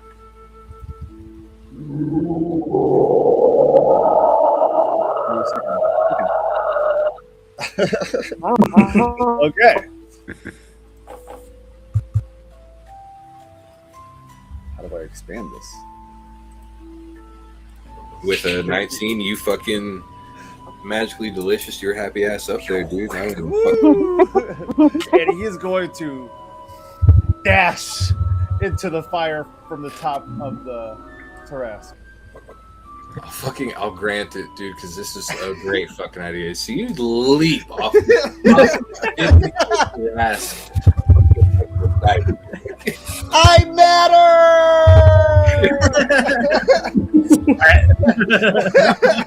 So, all the rest of you first. You are all of a sudden brought back into what seems to be the same position that you were in before you got swallowed, except the fire is now going. Right? But this time, out comes, I matter! Flying right past you guys. Oh, man. We've had some pretty cool moments so far in this show, and I love it. Let's keep making more. That was, hey, no, that was really cool. It was a really good idea. That would have been Matt. He pulled the rope so hard he broke one. Yes, he sure did. Oh, Chez isn't. And the grenade launcher. He spent his money on the grenade launcher from the extra that he made from sacrificing himself. So I granted him an extra 1,000 on that one. He's like, I'm gonna get things to go boom. So then he started making shit go boom. That was beautiful. It was a beautiful life. Welcome back, Rizzy. Hey, what's up, man? And this guy here. Sorry, Did you? Okay. You're good. We're if you want, we'll go back because I know you had questions for the last one, but we are on the Tarask episode and Bridge episode. Okay. So you can ask your questions about this first. Yes. Yeah. I love the way you bridge that. What has been covered so far? So I'm not asking questions that have already been answered. We're Not really much. say we just went over the main part of the story, talked about it. We just played a clip about him jumping off the Tarask. Okay. So how did you feel? My bad. How did you feel when you were on that Tarask? I felt on top of the world. Yeah, I'm sure you did, being 3 feet fucking tall. To the D&D world. Like I never know what is allowed sometimes or what I can do. So I just use my imagination, and if it works, it works. If I would have failed, I don't even want to know what would have happened. It's okay. Evil. We're just grown-ups playing pretend. It's all allowed. It's all fine. Okay. That's basically it. I just didn't really think. I just did. Like what? I was like, what I'm gonna do it and just commit. Okay. Yeah. So what really made you want to climb that pillar and then jump onto it?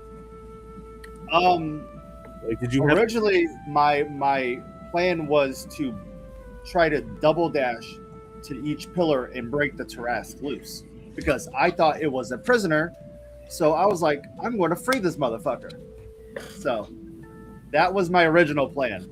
Then that jaguar or whatever it was tried to attack me. Yeah, I fucking nat one. And one of the chains broke loose, and then the earth shook a little bit. So Jack was tested the entire time. It was not an easy task. The jump was just like a leap of faith, and then I was like, "Fuck it! I'm just gonna double dash into the fire," because I didn't know what else to do. I just thought on my feet. I was gonna roll over on you on my turn. Oh shit! I was going to straight just roll over. And, yeah, or Jack. You. It would have been fine. But no, that was great. I enjoyed it. Yeah, Tarasks have a mean thrash attack. Yeah, it would have been. Question for the DM. Oh my god! No. My question for you is: with the inventory I had at the time, would I have been able to kill the Tarask? Oh no! I had 200 bullets, assault rifle, shotgun, and 2 revolvers and a grenade launcher. If you would have been able to roll nat 20 after nat 20 after nat 20, yes. The AC on it, I think, was 28. Jesus. Does it have damage resistance and magic resistance? Damage reduction, and damage reduction. So even when you're doing health damage, on it was you're not doing damage. 700. It was one of those. The idea behind it was beat the cats, get out. Before the Tarask got loose, and then you started breaking the Tarask loose, and I'm like, oh shit, okay, we're doing this. You know what I mean? Zombie says most times there's a reason something is a prisoner. Correct. Well, according to Jack, that's not a thing because he was a prisoner. Hey, look, the black cat from the campfire decided to make an appearance. It's a celestial cat. The celestial cats. You don't know about those? I told you guys. Zombie's got a question. I told you guys. Zombie has a question. I have 4. I told you I came prepped tonight, man. Damn straight. What's Well, up, he zombie? Let's get zombie in first. While we wait for the question, I'd like to give a shout out to Ringside with Resident Evil. They just did a recent stream that kind of changed everything, and they had 2 new guests, and it was an interesting stream for sure. So shout out to Resident Evil.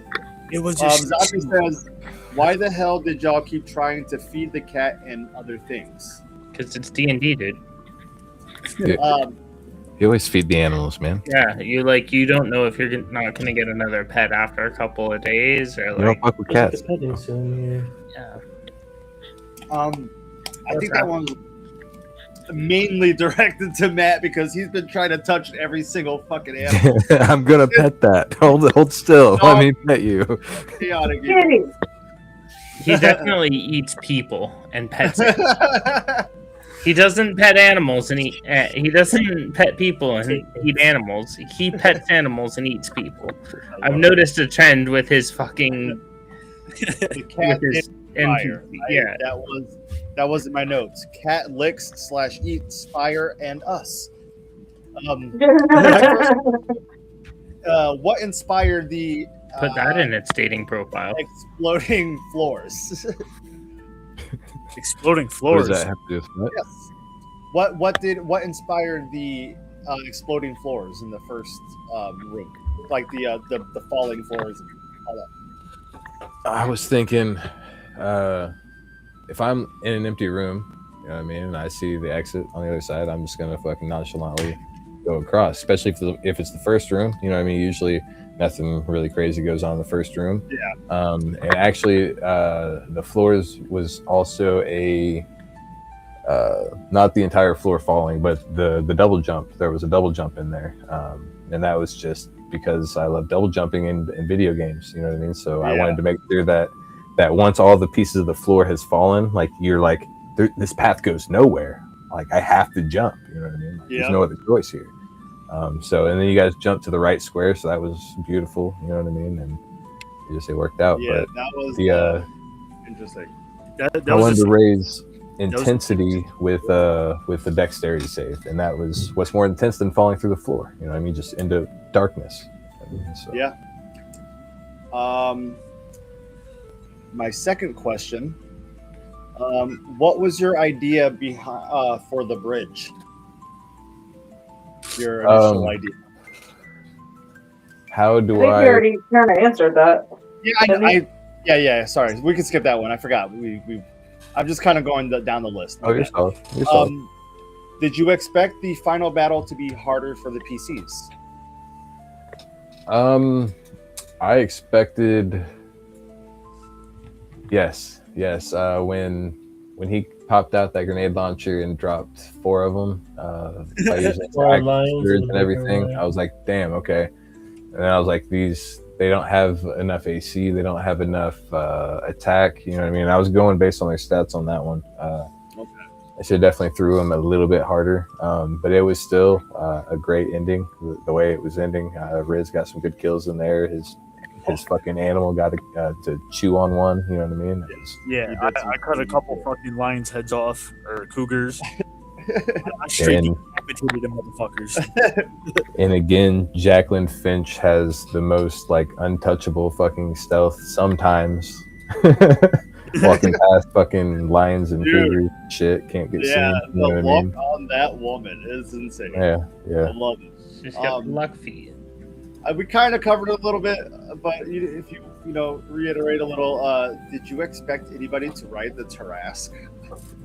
No, I did not expect anybody to ride the fucking Tarrasque. I didn't. No one expects anyone to ride the Tarrasque. I use Tarrasque because it's the scariest thing I could think of. It's the scariest thing in D&D. You guys just didn't know to be afraid of it.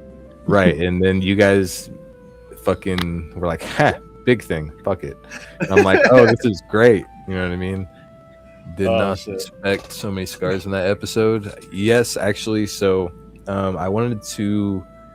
I do have kind of a backstory going on with my specific campfires. There was just something I kind of wanted to play around with the whole idea. So the scars definitely play into that. And this was my chance to kill people. You know, what I mean, get everybody definitely familiar with death and not know if they're coming back type style until, you know, once you guys started coming back a bunch. Yeah. But those scars are a leading part of the story I got going on right now. Awesome. Yeah, that's I wanted to touch on that, but I didn't know if I should. Oh yeah, no, ask away for sure. Yeah, that was the end of my questions for that. I didn't know if anybody else had anything. Matt? I had one question relevant to when I pulled out the Grand Launcher. What would have happened to my character relevant if it was a fail, like a crit, like a roll of 1 on the hits? Would it backfired at me, and I would have to use my skills and stuff as a character to do rapid repair and shit on my guns? So for now, until I know more about them, normally if you fire a gun and roll a 1, it's a misfire. And if you roll a nat 1, it's definitely going to break the weapon. You'll have to fix that mid-battle, which generally takes about a turn, sometimes 2, depending on your skills and shit. But also what I've been trying to also do, if you guys are doing an area of effect spell, like for instance Fireball, it's not about hitting the person with Fireball because their AC is going to be 18. It's about hitting the floor with Fireball next to them, right? Because the AC on a floor is 5. You know what I mean? Now, if you miss, you're not missing the floor. You're just missing where you're aiming. You know what I mean? Your aim will be off. It might go behind them. It might go in front of them. That's what happens if you miss the AC of 5. But it's one of those, any kind of area of effect. It's always really nice to have to only beat a 5 versus having to beat an 18. Valid. Pro tip for wizards in their area of effect spells. Correct. Why do you think the floor at times? I wanted to. Did you have anything final for that? Nope. Before we move on to the next stream, you know, I can get into the technical side of that because different area of effect spells might be more helpful if you cast them on a person. Yeah, for sure. Drow have night vision, but they're not going to see through magical darkness. So if you focus magical darkness on them, now they have to beat that as far as an Arcana check, and they can't get out of it because it's focused on them. Right, Sure. right. Yeah, no, definitely read your spells. There's definitely certain spells that it's just easier if it's an explosion or an area of effect damage type situation. Now, if it's like a controlling situation, yeah, absolutely aim for that person. Okay. Before we move on to the next one, I wanted to give Riz a chance to ask PZ and me a question about the werewolf episode and my episode, if you had any. Because you weren't here. I don't think I had any questions for that. Okay. We did cover the fact that you almost kicked a child. Listen. Okay. So I already know that there's going to be a controversy about it, and I don't want to... Look, man. Riz's characters don't want our parenting advice. Yeah, no. My characters... He's a free soul. yeah, something like that for a ginger. Not claimed by heaven or hell, but the demons or devils. I'm kind of like most of my characters are built around chaos. So I personally like to be that chaotic character playing Chaotic Evol D&D. Bring your mic down a little more. You can. There you go. Can you hear my nerd? Oh yeah, there's an air burner. All right, so hater of NPC zombies. You know what? Fuck them NPCs, because what are they really doing for me? They could be key parts of that story. You never know. So my first thought about when I was gonna kick that kid, because fuck them kids. To Riz, NPC stands for he does not personally care. Yeah, pretty much. I like that. So I was just like, oh, this kid's an idiot. and I want him to talk, so I'm gonna kick him and make him talk. How is he an idiot? You were all in the We same just trap. started. You're all. Well, the kid got caught I first. love this. So the kid got caught first. I'm not the idiot. All right, moving on. We have So quickly, the it became carnival like episode. hierarchy dynamics. I love it. He said, "Yeah, fuck the kids, but do not fuck." Oh my god. Oh god! I kick in the ass. I kick in the ass. Never Don't hurt. bring your friends Okay. together. Okay. The carnival episode. Yes. The DM of the night was Nosneros again. No, The carnival provides. First off, the carnival provides. What does that mean to you? Before we continue any further, I did use that in the beginning intro. But the carnival provides. To me, as a juggalo,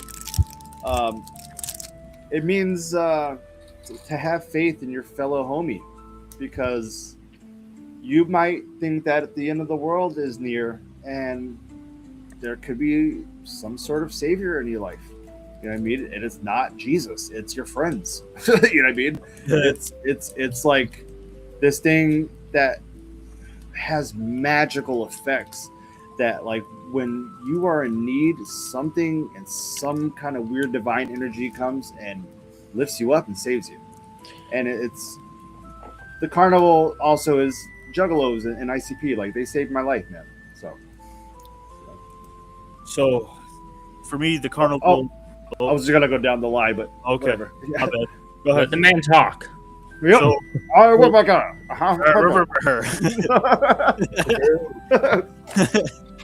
why does this feel like a Discord call?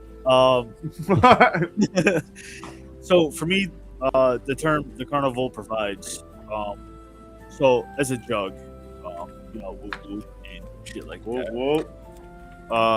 Sometimes as a jug, you lose your way, and the carnival will provide a way for you to find that you still belong with that belief you have. And your beliefs don't really matter at the end of the day, whether it's like religious or fucking whatever. But the carnival will help you return to that. And that's very important, because when I was reintroduced and I got that was at Lethal Weekend, and it was very heartfelt. Like I never felt more at home than chilling with homies. Yep. Dude, the carnival is where two or more freaks or weirdos come together. It really is.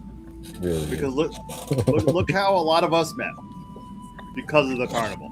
You know what I mean? Literally because if it wasn't for ICP, we wouldn't be fucking doing this right now. Nope. You know what I mean? Yep. Bro, and the carnival cat magic caught me right as I needed it and didn't know it, dude. Needed it. Like, Right Yeah. right there. Yeah. it caught me. Caught me. Yeah. Beautiful And shit. I didn't know what was going on. Shit didn't hit bad yet, but like when it did, all of my homies were there, and it just felt good to have like an homage, if you will, to the fucking magic that kind of binds us and holds us together. Not to sound mysticism like sound or anything, even though I totally am. Yeah, like the carnival magic saved me. Yeah, for real. Hell yeah. Matt? In the last year, so like not just the people on anyone who might happen across our project. Like, thank you. Yep. Matt, you have anything? Yeah, I got some. Whoop whoop to that shit, by the way. Yeah, dude, I was my turn to be softy, I guess. I love it. I love it. The carnival to me meant, again, more growth, but like multi-person wise, like growth just spread about. Everyone's growing and bonding. Like taking a trip together. Gonna have some Except for fun. Ikem, he's kind of stupid. Ikem Straight out the yellow brick alleyway. I don't know if these campfires would be the same without Ikem. Like Grenade Ikem, launcher. brings a certain vibe to the His party. dick, You know? was literally born the first session of Icum. You know what I mean? Yeah. Intelligence-wise, his points are low. Like he definitely has made a huge impact in Chaotic Crew and everything, dude, for sure. Oh, yeah. Yo, can I just throw props to a player? Because, like, I don't know if you've ever played D&D before, Matt, but, Never.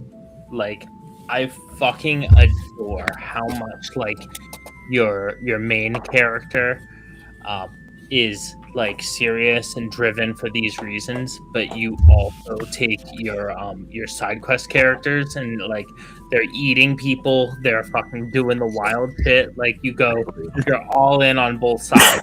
I absolutely love it because I didn't see it coming. I was like, all right, he's playing the serious character, and then, like, as soon as we played the first one shot, it was like, dude, he's eating the corpses right off the top. Like, I love came to how see much. the boys. He came to see the meal. Yeah, I don't know. It's been great. Anybody have questions? I love that. Yeah. What's up? Oh, okay. I don't have a question. I said I love that. It was all good.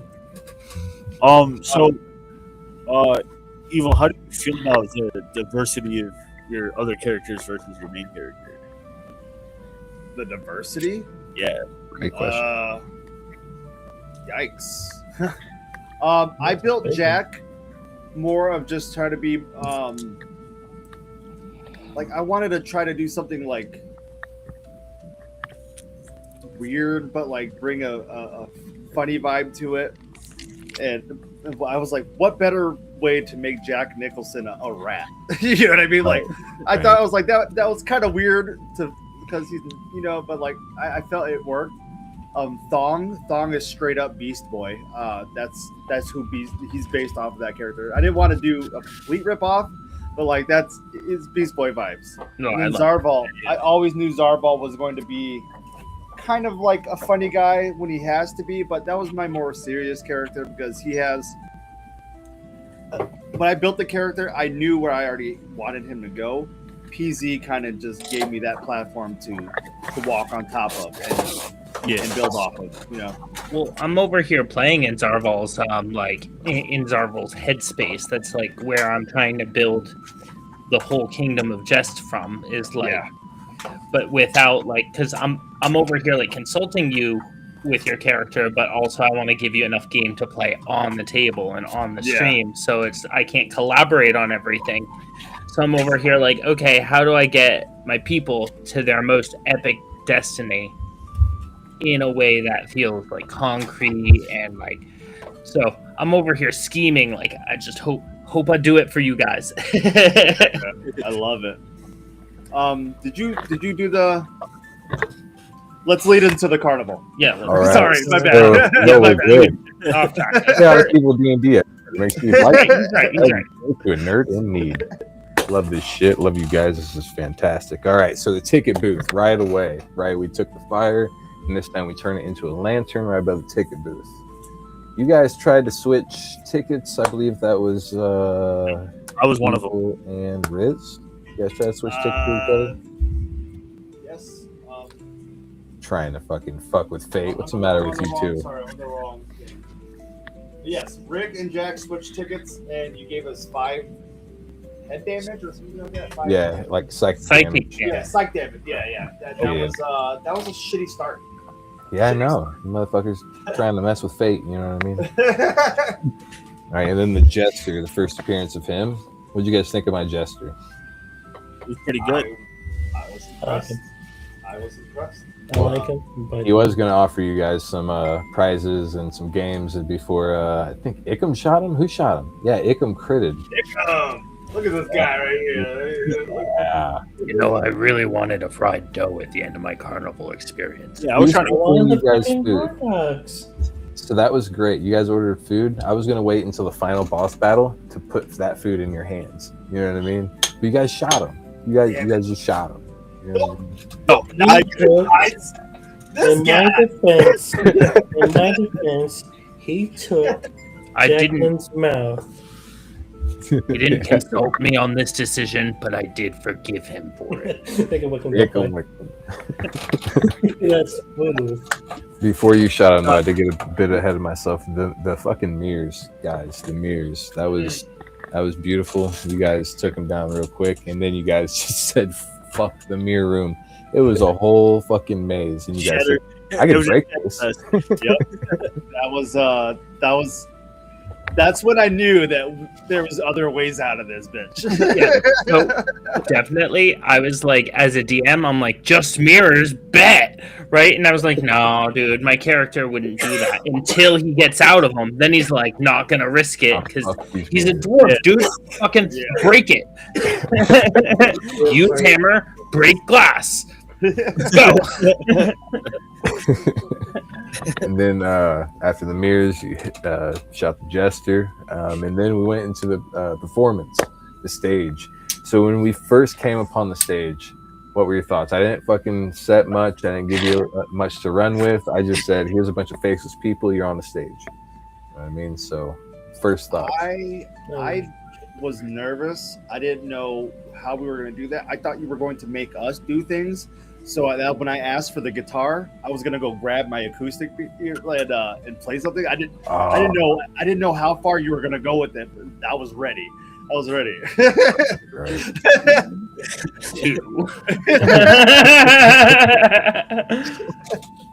No, it was just one of those. Everyone just had to do some kind of a performance, whether it was a joke, it could have been a brawl. You know what I mean? It could have been a comedy act. Like what Riz did would have worked. The roles just weren't there for it. You know what I mean? It was one of those. So even with the failed roles, I was trying to make it a little funny. Oh, it was great. And then we had that long speech, and everybody fell asleep. I was like, I'm definitely gonna make this long enough that it's boring and you're sitting in church, but also as like if you're all in on this. Like I was imagining like the two dwarves in the back like the party's sleeping behind me. It was beautiful. Yeah, I think Rig was the first one to fall asleep. Yeah. Jacqueline followed suit. That was great. That was a hell of a fucking thing. In character, Rastrix was like, "This is my pulpit." Escaping was fun. So as Rig, I was like, I thought like, oh, here we fucking go again.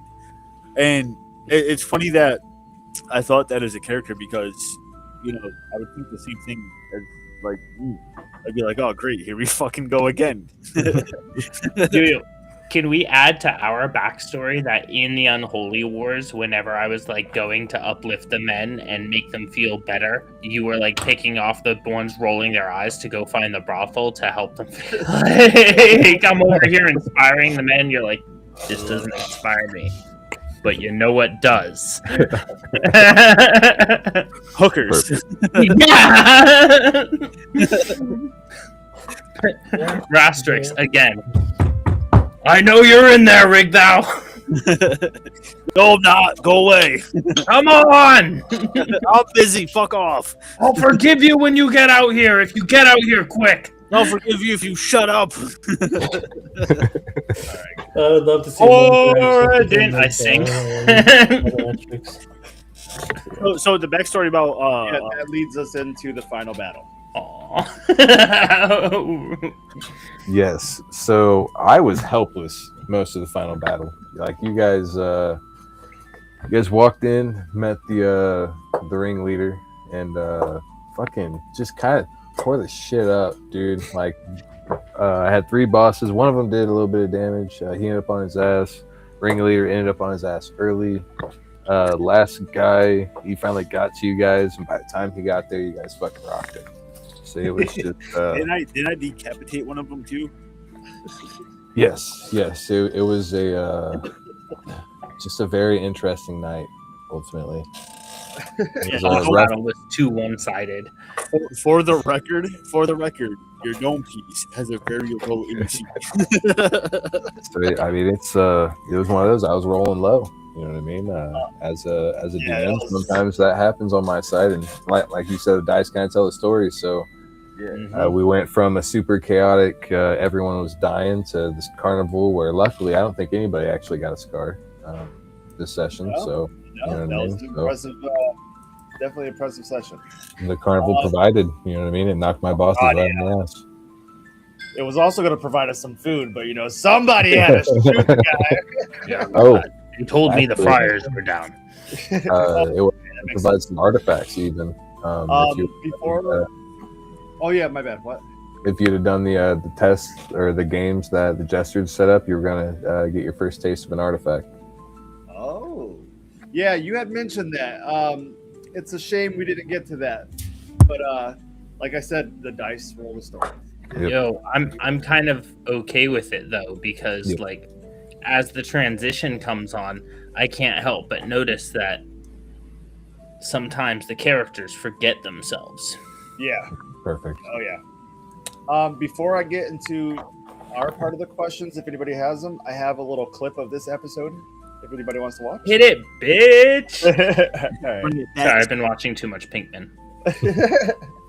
Oh God, dude, I'm on season 4 now. Oh, dude, I don't know what season I'm on. Why are we watching the same things again? This is the second time PZ and I have done this.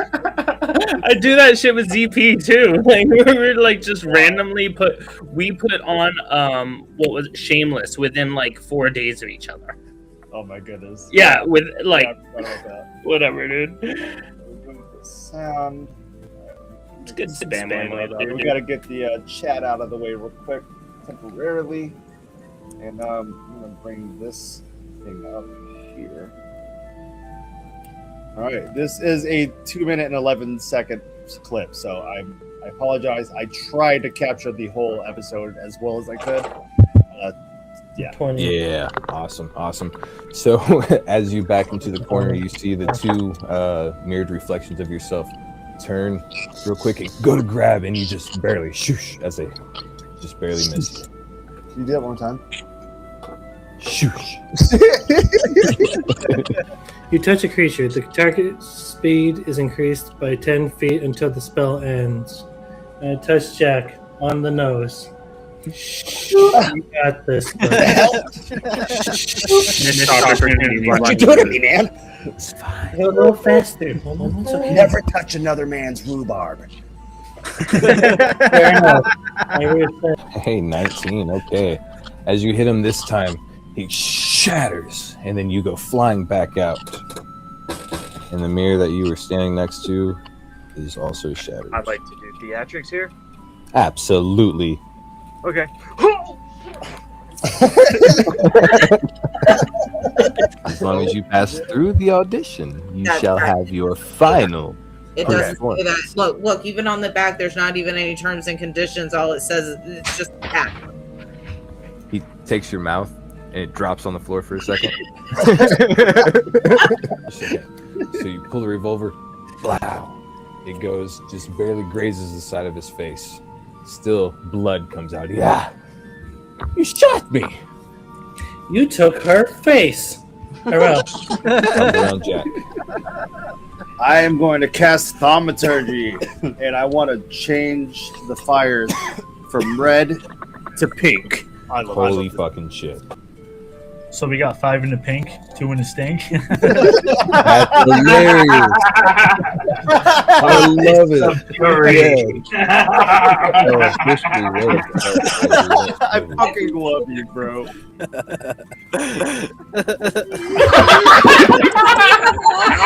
I get back to warm summer hay and lose it. Like, what am I doing with my life? Oh man. Yeah, that was definitely a fun night for sure. 5 in the pink. It was super fun. Yes, and that was the birth of another shirt idea and the saying for Chaotic Evil. 5 in the pink, 2 in the stink. That was cool though. That was a very like random thing to do to the fire right there. That was I don't know. I like the little bit of extraness. You know, for no reason the fucking fire's pink now. You know what I mean? That's fucking Yeah. I've been Oh. kind of dabbling with thaumaturgy a little bit more, so I'm just kind of going through the list and Yeah, fuck it, why not? What's up, PZ? Oh, I just forgot. Sorry. No, I was looking at how all of our like cameras adjust lately, and like whose background and shit changes the most. And on that clip, it was Evil. Like, Oh shit! like he's got the same color scheme, but he's all dark. Does the lack of discovering that artifact throw off your plans for future campaigns? No. I am a DM that is a bit ruthless at times, for sure. But I also am known to be a little bit over rewarding. If you ask my other campaigns that I'm running, I do have a problem with I like to give people shit, you know what I mean? But I make my shit a little difficult, you know what I mean? That way it kind of pushes the edge, and it definitely makes you feel different things about it. Like, you get done playing one of my campaigns, you're like, man, that was fucking bullshit, but God, I loved it. You know what I mean? Like, Yeah. You know, the kind of dungeon master you are makes me want to get you a little DM tattoo right here where the teardrop is. Like, you just fucking kill him, dog. Yeah, right there. like little D20 right there. Right. That would go really hard, actually. That's that would Zombie go says, really hard. Oh, I'm having Chaotic Evil chains made for you all on the house. What? Oh, Oh, that no, would be that's sick as fuck, dude. Zombie. Dice. That'd be sick as fuck. Dude. That's Someone awesome, get a man. sub so that we can gift him one. Yeah, next month we're gonna get on top of that. You will be getting a free sub and some free Probably gear. a few. Bullshit. Yeah. Some He- Chaotic Evil / Evil Crew gear between everybody else who has stuff. You know, a nice little care package. Yeah. Thanks, bro. Oh. That's amazing. You're awesome, bro. Absolutely. Leading into the questions, I have one. What was the idea behind the distorted figures? So it's just different versions of yourself that could potentially take over. It's, you know, the usual mistaken identity. So if somebody hypothetically would have died inside the mirror, the slightly distorted one would have walked out and joined the party, Oh, right? But they would my have been God. different stats and different whatnots. You know what I mean?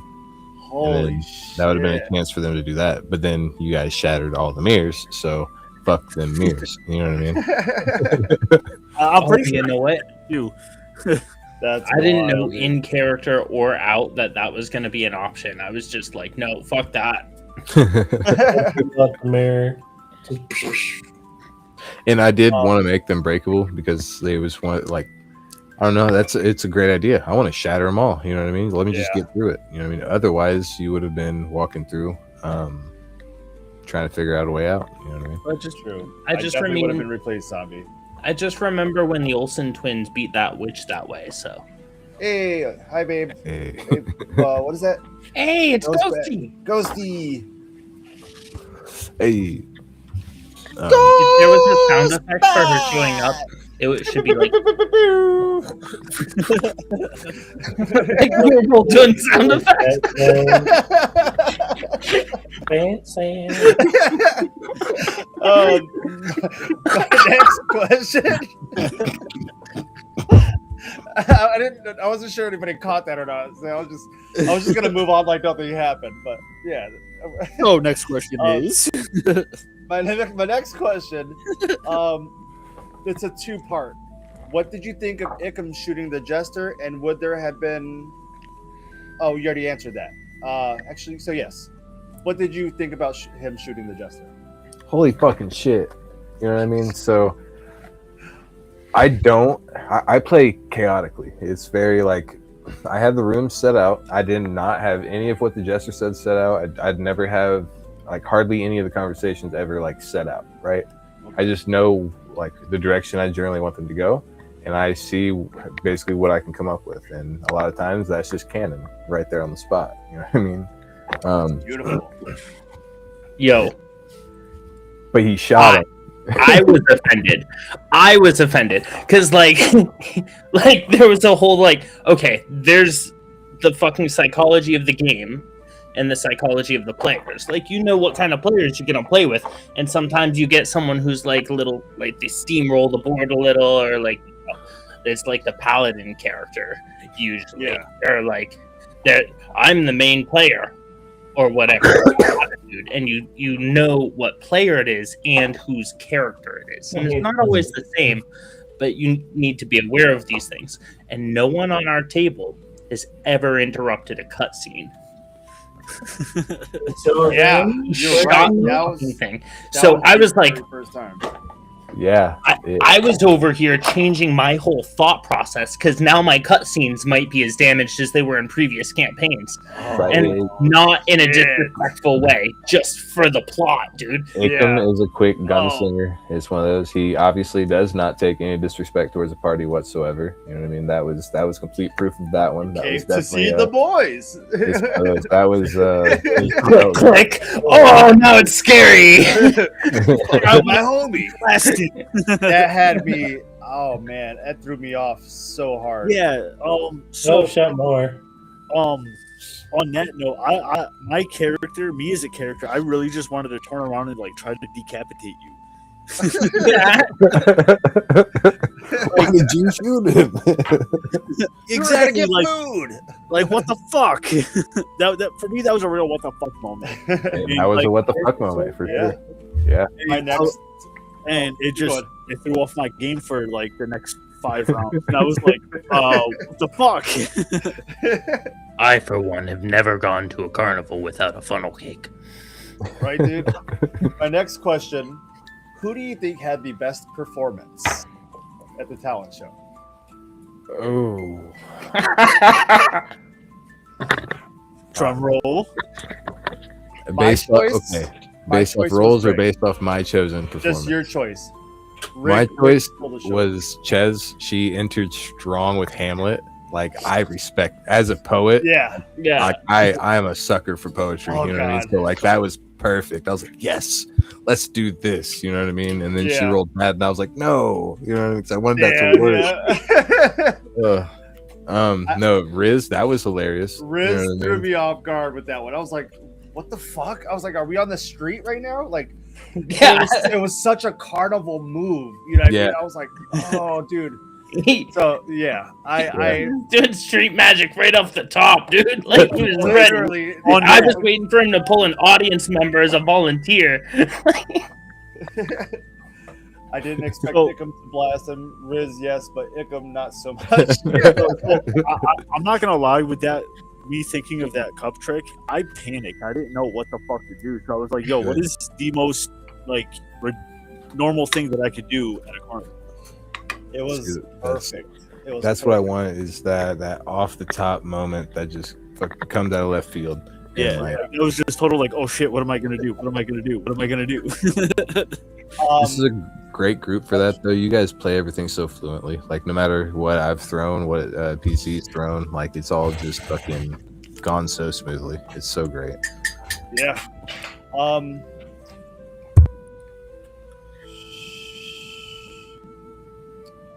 Did we fucking skip? We're here for a good time, not a strict time. Okay. Oh, that was for. I missed the question of a prior thing. Can I ask that real quick? Yeah. This is behind the chaos. I'm going to allow this. Go for initiative. Fuck. Roger. I'll take 10. Never mind. I lost it. My next question: did you expect anyone to jump into the fire? So, I expected the heroic walking. Like, I really expected you guys to take fire damage. You know what I mean? I expected somebody to. I think somebody actually did walk straight through the fire. But it's one of those, when you guys jumped over it, I was like, that's brilliant. You know, that's a great way. Another way would have been like using water to create a path. You know what I mean? I thought maybe you guys might go deal with the other two bosses first before you handled the big one. You guys really went, half you went straight for the big guy, the other half went for one of the bosses, and then like I said, all my bosses ended up on their fucking ass. I ended up rolling just fucking terribly. You guys were doing great stuff. Like, those Shots were good. people were reading. Burned them. You guys were reading your character sheets. You're reading your spells. Like, everything worked really fucking well. You know what I mean? And that was awesome. Yeah. I think this group like invests a lot of time into like looking at their characters and seeing the skills when their characters come to play a couple of times.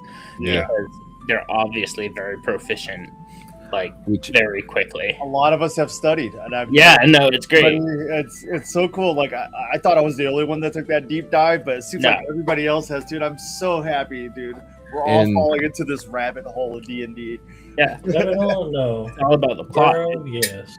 And for the campfires, yes, it is it's a bunch of one shots and whatnot. You know what I mean? But I wanted to allow an experience where you get to keep your character for a little bit. I'm not going to be doing the chronological campfires like I have been. I mean, I'm going to continue this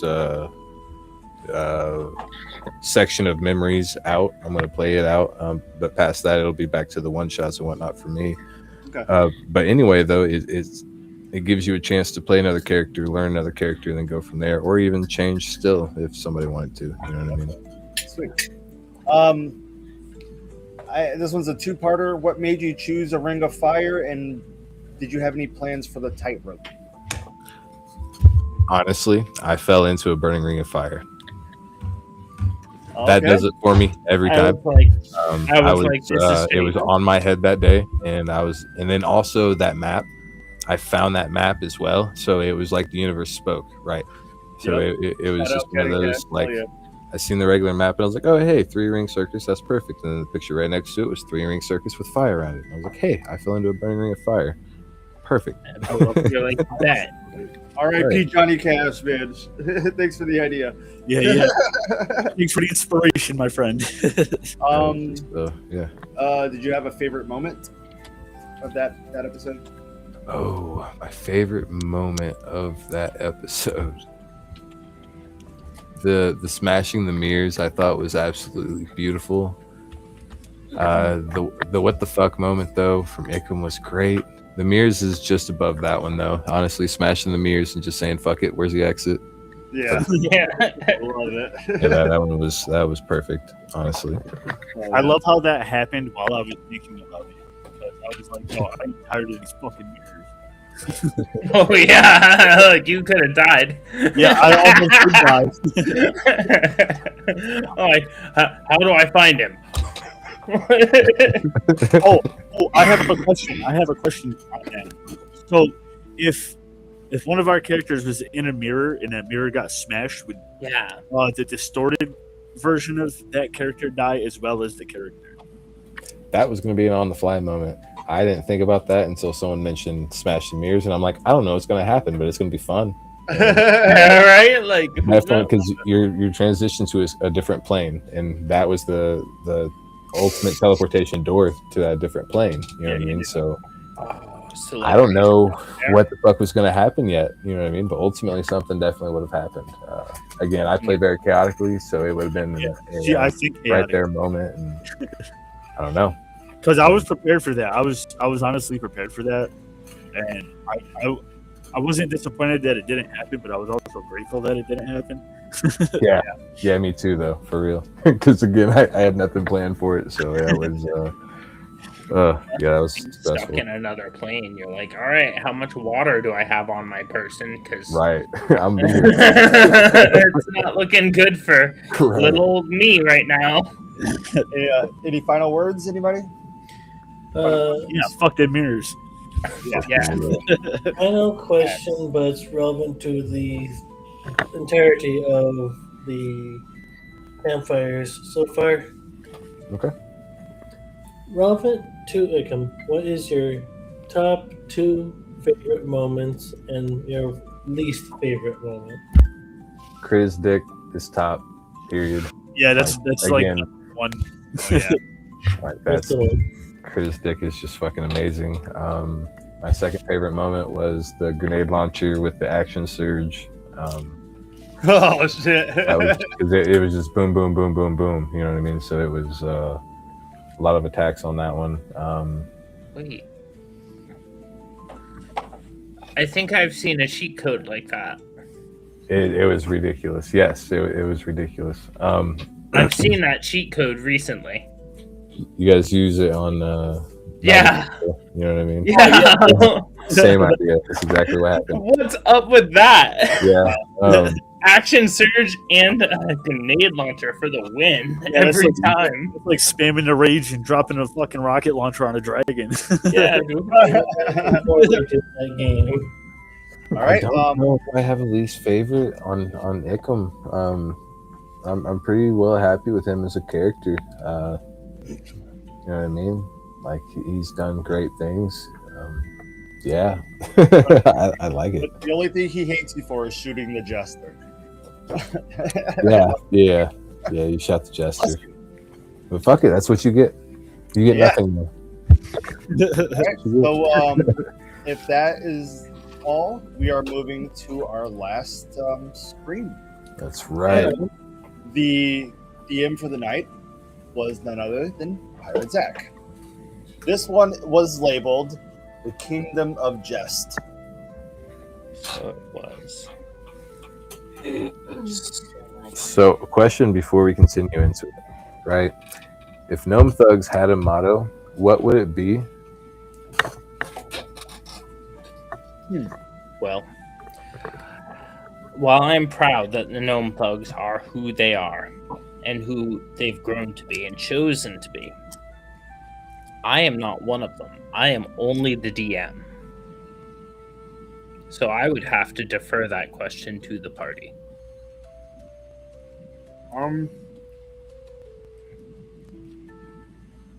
I don't think we've I don't think anything that far yet. I think Sounds we're like another vote's coming, It- huh? It might. What was Ackerzine keep towing? Because it might be the Bono. Because it's been said a couple of times. I'm gonna climb this fucking tree. No. What is it against gnome abuse? Oh, yeah. Yeah, that's fair. Yeah, that might be the. Something. Yeah. What? Where's Chez? Yeah, where's Chez when you need her? Yeah, she read it on the Well, statue. Right? yeah, it was a play off of manga. Something, Yeah. something gnome abuse, like against gnome Against gnome abuse. Yeah. Yeah, it was, but it also had Hermione Granger vibes with the what is it? The elf thing? Yeah, with the elf thing. Yeah, it was for house elves. Yeah, the house elf. But what was the acronym for the house elf? Like, Hold on, let's see if I can get that real quick. yeah. And Where zombie. Chez comes in handy. Yeah, we need that.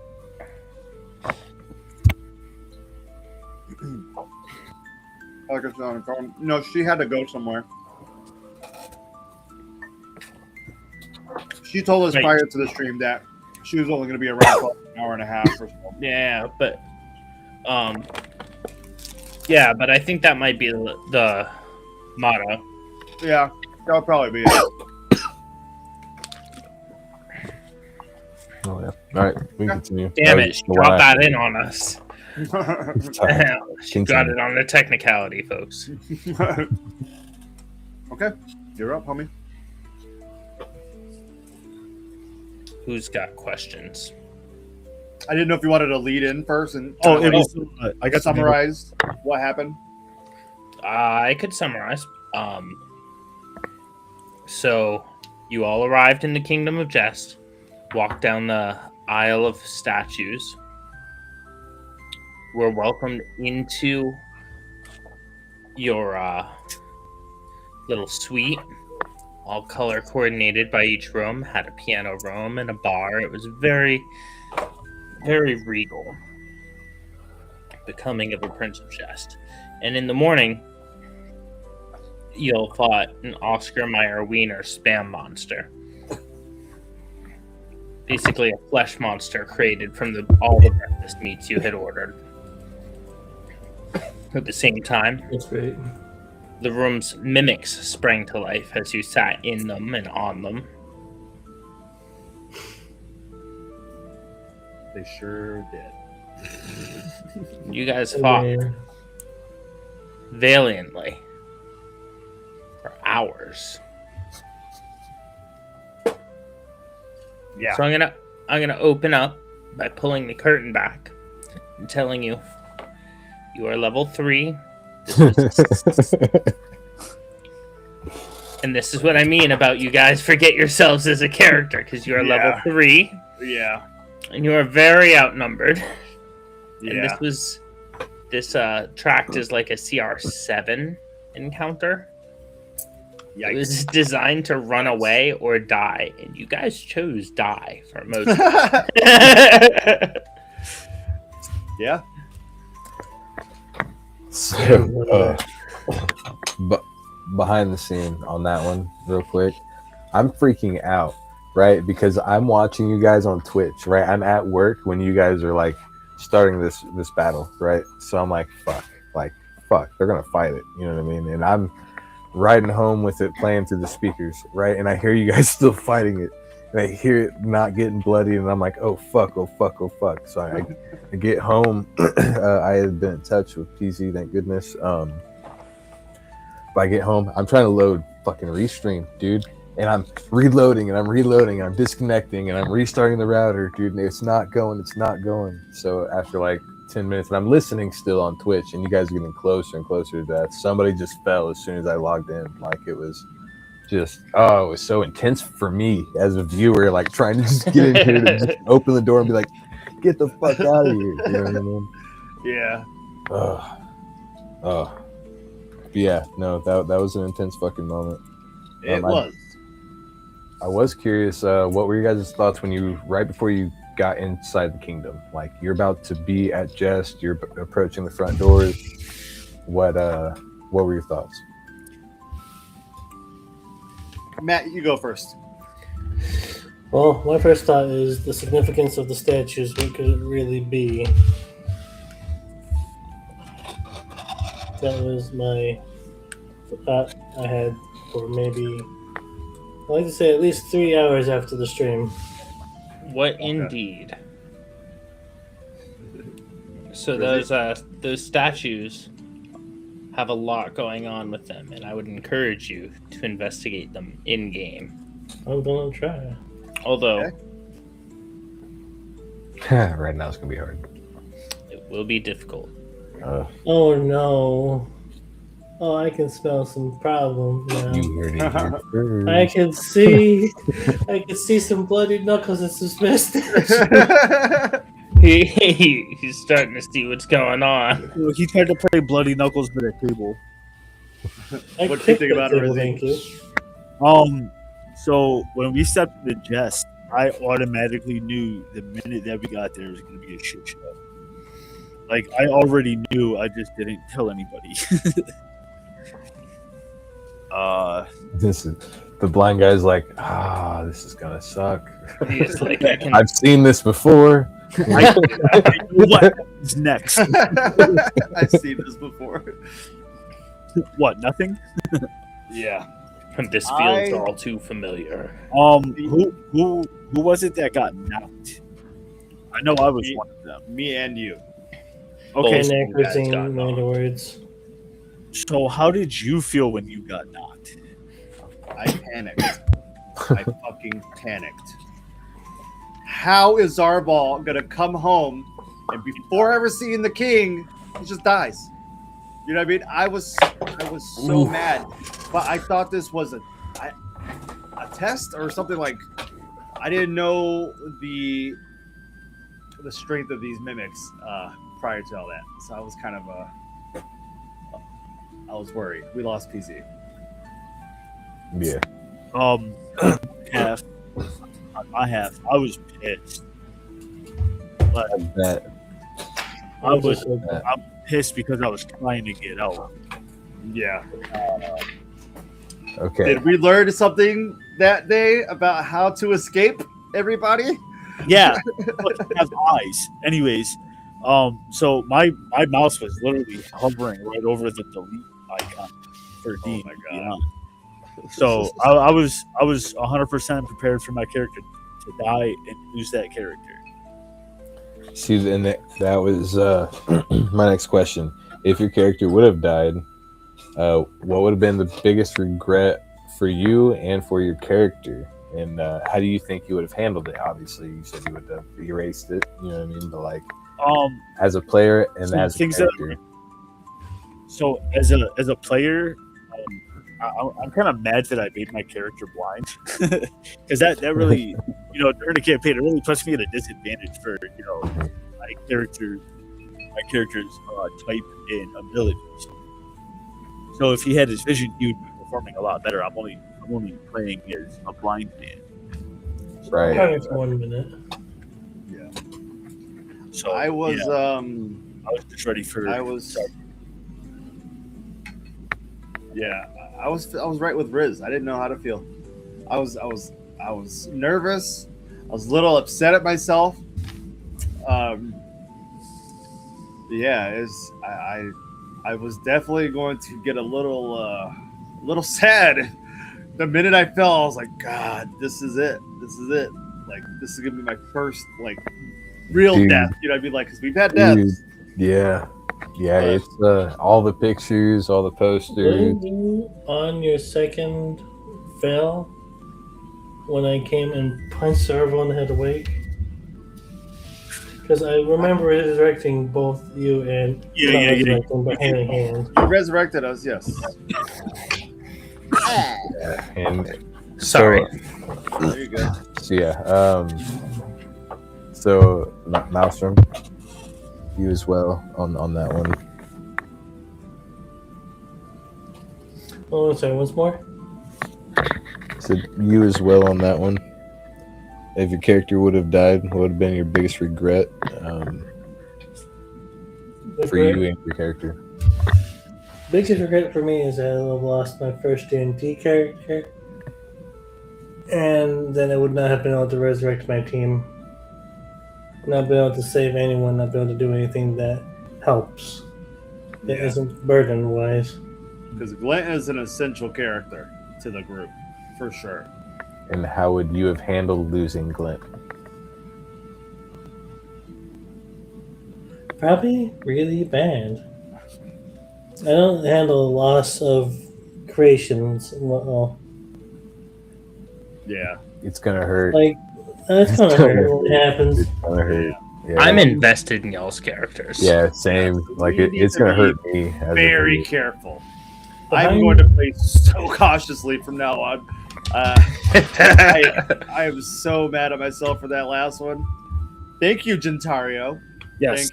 Thank you, Gentario. So as a blind guy, thank you, PZ, for allowing Gentario. For real. Oh God, For real. I saw circles and like death and just all around me. Yeah, it wasn't looking good for you guys. God, it was bad. Yeah, the whole night I was having an issue as well. I was suffering malware on my brother's computer, and I had to solve, which is why I was in and out the whole night.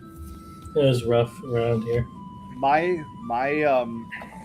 when we first got to Jest and we got to the gate and the two guards, we approached them. One of the guards was like, Zarval. Like, I didn't know. It was just so surreal. Like, here we are in a place that nobody knows who I am, you know what I mean? Except like maybe Chuck and a few of the locals. But everybody in this fucking kingdom knows who I am. So like to be greeted with my name in the beginning was so weird at first. Like I didn't know what to expect.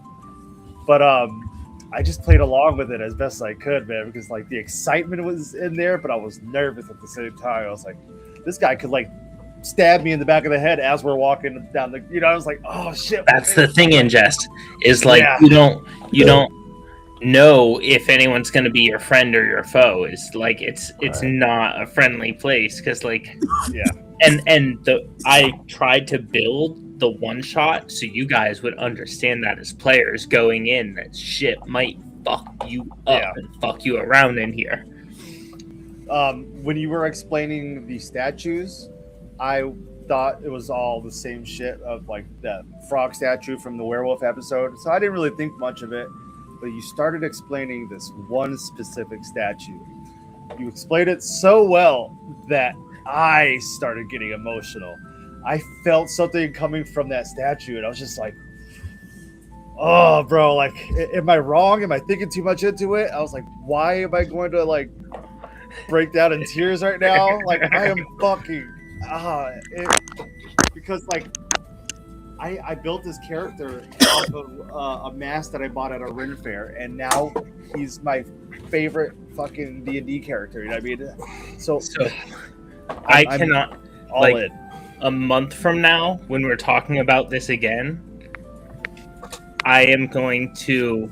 I feel like it will definitely be a take a bow moment if I perform my job correctly, because I've got this whole thing going, and like at some point, this motherfucker right below me is gonna catch it. He's gonna see it. Which motherfucker? He might see the whole thing. I doubt it. Yeah. But when you see it, you might cry. Yeah, I don't know, man. This was definitely an eye opener. It was like it's all brand new to me, you know what I mean? But then I feel like I've seen all this before. It's like some things are different because like Zarval has been gone for so long, so I'm assuming things are going to be a little changed, but for the most part, it's just, you know. I don't know. I've been nervous the whole time. Well, you should be. Here, now that we're in Jest, I can't wait to get the fuck out. Out. Yeah. Oh yeah. Bro, You guys- I'm back. I'm fucking back. I know. I You love guys- that. Excited. Which is why Zarval did what he did when he went invisible, because I was nervous. I didn't know if there were like sinister plans behind That'd been your hilarious. arrival. Oh, that'd been hilarious. So of course, me being the cautious guy that I am, I had to grapple you and get some information. You know what I I mean? let you grab me. It's fine. I mean, the words you spoke, I wasn't sure. But because you said it, it was convincing enough for me to be like, okay, we're gonna move on from this. I almost And- died trying to save everybody. I know, it's so terrible. God, I almost What? died because you tried to save everybody. What? I would have made let it you out. die. I was gonna No, you only wouldn't get have, evil Rick. out. Like I was like, okay, we need one person to stay alive, keep this campaign going, and like, who's the most important? Well, right now we're at Jess, so evil's got to stay alive. You know what I mean? To keep this campaign Yeah. going. And then you're like, oh, we have to save everybody, and I'm like, fuck, do we have to? Fuck, okay. And like in my head, I'm like, I have X amount of health. I can go over there and do a defense. Oh my And I'm like, God. Rizzy's blind. And then he trips. I'm like, fuck, I have to stay another Yeah. round. I apologize for that. Dude, That- I was so mad that I fucking tripped. Like, It how was did I- beautiful. I love did the fact you tripped. I caught you. that was Yeah, how the fuck did I cartwheel over the fucking couch the first time without being able to see the couch? And then the second couch. Bro, I don't know. it's Like, You're blind. D&D, blind D&D, Riz. buddy. No, you're blind. Like, okay, so as a dungeon master, you will read some shit. You're not even gonna see. Drake's like, yeah, I've been in a hole, and I'm like, now you're researching like air flight velocities, or like, or like you're reading about human echolocation recently, right? Like this dude who's stone blind. Yeah, But literally, no, and then he clicks and listens for the echo, and he fucking skateboards. Yep. Yeah, like so you like end up in a hole. You're like, okay, let's go.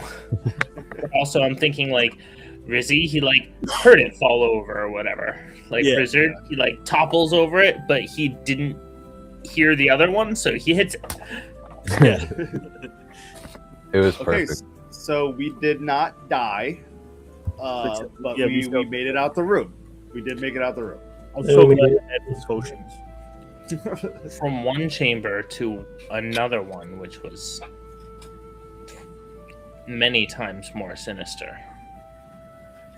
Yeah, Yeah. let's talk about that. It was an interesting episode. There's so much going on For down sure. there. So you guys ran out of the room Mm, and down the stairs, hold ass. hauled ass, and found your way downstairs, and then someone found you there. Fuck that dude. We'd have Yeah. beat the shit out of him. He's lucky he left, that motherfucker. Yeah, I You chased him down the hallway. He was looking at wasn't Ickham. Dude. Put up a barrier. That was smart. That was really cool, actually. When she threw up that thorn barrier, I was like, yes. You know, That was Ashley playing That was me and her. That was rolling for. Oh yes, okay. That was an yes, awesome that was a great tag play. team, by the way. I thought you guys did very well. Thanks. You guys did very well. Because I was doing good. I was doing good with rolls that night, except for my character. Yeah. You were doing good with Valuth's rolls. Yeah. So shout out to Valuth for stealing all my good rolls. My first question is, what inspired the sausage golem? Spamily. Spamily. Spamily. Okay. Spamily, and also fucking the consistency of the spell work. Okay. Right. Because what happened? Well, in Crestor, they left you a gift of a flesh golem. But yeah, those fuckers. In Chez, they left you a flesh golem. They just had the cleverness to make it out of your breakfast. Gotcha. Genius. Right? I don't know about you, but I got Dogma vibes right away. Yeah. When the poop monster comes out, I was like, why does this feel eerily similar? It's a shit monster. Instantly I was like, what the fuck? And then he started falling apart and like swinging in his arms and falling. I was like, I can just see this in real time. Like, it's just trying to hit him and his arm is like going off. And he's just like, what the fuck? You know what I mean? But I wanted it to be as grotesque as it was like funny. You painted the picture perfect. Okay, this one is for both, because I didn't touch on it for a specific reason when we were talking about the stream. But did you expect Nosneros to do a room with mimics? Oh. Yes. Okay, because like it. Bragging to anyone who's not in, we got a lot of fucking simpatico here. Yeah. We got like a hive mind in a positive way, sort of thing. Is. Yeah. Like, we all feed off each other and it just bounces off so well. Yeah, like, and before we talk in a day, like, I got these guys, I like feel like I know how they're doing before I talk to them, sort of thing. Yeah. Fucking it's crazy. But and when you play D&D in that sort of environment, you have to kind of be ready for someone to steal your idea without meaning to. Yeah. Like, everyone's just having this idea. It's just in the room. It's like you walk in and there's a crystal ball on the table, right? And there's a nice shawl laid out and a couple of candles. And then 3 people say the word gypsy. Yeah, it's odd. It's odd. No, it's a crystal ball. It's just in the room. But Okay. it's not like in a physical space for us. To me, I'm like, it's something that we don't see might be triggering us all to do mimic, right? Like, and we don't know it or see it because there are forces outside of us. Yeah. Maybe that's the DM god, like, speaking, right? But at the same time, you can see my face. You can see my face in the stream when the mimics. I'm like, okay, this happened again. Like, yeah. Damn. What about you, Drake? Damn. No, that's the mimic one. I forgot to touch on. That was the room of illusion. Shout out to the halls of illusion. You know what I mean? Okay. So it was just a bunch of different illusions that you were walking through, trying to find the true one. I love it. Yeah, no, I had no idea that you were gonna run mimics. You know what I mean? And I didn't even talk about mine with you. You know what I mean? So that shit's hilarious as fuck. Yeah, it's crazy, bro. And I was over here. I knew I was doing mimics for like a while because I was playing the other game that sometimes like the refrigerator just is one. You're like searching and like, fuck. So I was like, right. I gotta fuck with mimics. I gotta do it when they're not. Yeah. Right. Yeah. Yeah. They're new to it still. All right. No, but beautiful. also, I couldn't change it because I wanted you guys to be massively outnumbered. and ill positioned. And I thought, like, oh, someone's going to sit in one of these chairs. And then two of you did. And you sat right on top of one of them. Like, oh, he's stuck. I couldn't change it because I wanted to both have that same monster, but also make sure that you were set up. Because don't forget that they set you up and drew you in and set you up and drew you in and set you up and drew you in. Yep. And then you got to the castle. Next question. I didn't know, because it was such a last minute thing, is there a specific reason why Gentario was in jest? Aside from saving our asses? Off the table? I didn't know. You don't have to touch on it. This is if it's for the story, we can hold out. Well, off the table. I meant to call in the other guy. Okay.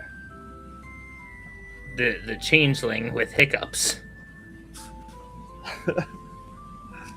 Because he would naturally blend in. Okay. I had actually been after our last encounter, I I had mentioned to Peasy that I wanted to go and do some more research on the that one cult that we had tracked down in which one call it Crestor. Yeah. So I wanted to go do more research about them. So in my head that kind of fit with the whole like why I wasn't at the Great Supper and all that good shit. And then luckily, like I don't know if it was right time, right place. Obviously, I've been persistent on being there for all of the D&D shit. So like, like he goes, "Is there a chance you want to pop in tonight?" And I'm like, "Fuck yeah!" Like one of those like, yes, absolutely. Like I'll get home as soon as I can and let's go. And then it was perfect timing, really. It really was. And here's the thing: is divine intervention. I knew you guys had been sitting pretty at level 10 characters. Yeah. That the one shots have ruined us. Yeah. Like, and I was like, oh no, they're over here doing this epic thing and that epic thing, and I, playing a campaign, don't want to give it to you right away. It's not fair. It's not fair to you later, having worked all 20 levels and then like not having anything left. True. And another cool thing about Gentario is I'm not actually built as a rogue for combat. I'm built as a sneaky infiltrator, get information, steal things. Like I'm not actually built for that. Like I'm not specialized in combat. I'm specialized in blending in, and you have other skills. So it worked. You know what I mean? I managed to somehow get into Jest, and so just be here. So we can talk about this on stream if you want, because I had a whole thing that you were researching. It took you underground. Which is how they got attacked. So they left in pursuit. You got above ground and looked for them.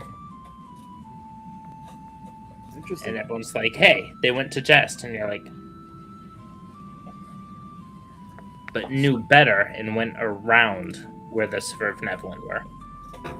So when I talked to Zarval as we were going down the stairs, I think you had stepped away just for a second.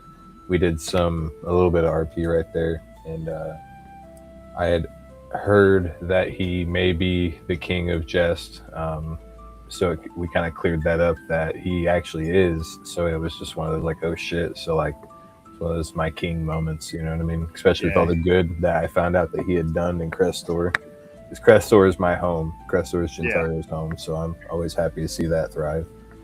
And so it was a holy shit moment. Somebody just pledged their allegiance to Zarval. You know, I was like, what the hell? It was so weird, but it's so cool that we can do this type of shit. You know what I mean? Like, yeah, it is. It really. I don't know if you guys are getting the same vibe, but when he did that pledge, that to me was a fucking King in the North moment. Yeah. It was like King in the North. Yep. Well, yeah, because in Jest, there's all these contenders. So many. But there's one true king. Our King Zarval. Fucking crazy. This is wild. Yeah. So I do have a question pertaining to what happened after that. The group was in a little bit of a rush. We were, we escaped death. We ran into Gentario, and to hide, we decided to run. We ran by a woman and a baby, and I wanted to know if there were any significant, if they were significant to the story at all, or if we should hold out. Yes. How many of us actually caught on to that? The link will be found in what? Once you point, I forgot who said it. I did. You did, yeah. Once you said that, I was like, "Oh shit!" Like, So my question I is, didn't know what. Like, nobody thought to make the connection, and it just kind of got brushed off. Does anybody remember that? Like, shit. Sorry, I'm still. we made the connection, but nothing happened after that. Yeah, I was just curious as to did anybody intend to investigate that? I had fucking 8 health. No. I wanted it was one of those things where they're running down the hall, and then the main character and some side character, they lock eyes as they're passing. That was the moment I had with that person. I was like, oh, we might need to go back. Yeah. But right now we need to save our ass. I see you turning your head, and then Gentario being like, no time for that, let's go. That's yeah, exactly what happened, actually. Yeah, that's I pretty did much what you how I told felt. me. Now let's go. Damn it. Yeah. And out of everything that had occurred in that few fucking seconds, whatever, I was like, we need to stick to the fucking plan. We need to run because we were all hurt. So the best thing for us was to hide, and we did. You guys, there's so much in Jest, and you guys had no idea that maybe you should run away and live. Yeah. So there's we didn't even touch the story from last week. I am so ready for this week. It's Nice. Yeah, because we spent that was our bridge episode with you. Yeah. What we did with the Yeah. bridge with Nosneros is what we did in the mimic room, and I'm just like, oh, we gotta stop putting ourselves in this position. Also, you got to remember, he might like to kill you, but I want to see you cry in character and out. Yeah. We are not kind to our players. The first episode of this campaign, y'all almost rage quit on me. Yeah. I remember Rizzy was the first one. He was almost done. He was like, I'm out of here. Yeah. It's I don't remember that. It's a tough game, but it's if you do have a DM that's willing to challenge you to that extent, though, it really is rewarding. You know what I mean? Especially when you do finally kill the big boss at the end of the campaign. You know what I mean? That's a moment that you're not going to feel that anywhere else other than this fucking game. You know what I mean? And that's only if you can make it. I've seen so many beautifully designed campaigns with such great backstories and setups and everything make it 3-4 sessions. Malice! Hey, what's up, Mal? Sorry. Hello. Just Very got solid, but they go down fucking 3-4 sessions into it, and now we got to do a whole new campaign. I was 7 sessions into a campaign once with another group, and we found this story hook, and we followed it, right? And they're like, are you here to conquer the ancient evil? And the guy who's all charisma is like, yeah, let's go, right? And we're all like, let's. And we go down, and there's this giant ancient tree, and we go down, there's this cage thing, and we chant and release it, and it just total knocks the whole party TKO right off the bat. My final question is a two-parter. Does the king know? Is the king aware that we are in the castle, and does he know about this room that we are in? Or is that something we need to find out next week on Dragon Ball Z? So you won't have to wait until next week. Yeah, Z. So you were This Wednesday. you were raised in the cruelty of jest, and to be on guard is to be safe. Okay. So, like, he has lots of children. He's not going to be replaced by a weak ruler. True. And Yeah. it's not like they're all the same. Like, some of them are half-elf lycanthropes, and some of them are, like, divinely imbued creatures of the other world. So, Okay. some of them are halflings with strange proclivities. True.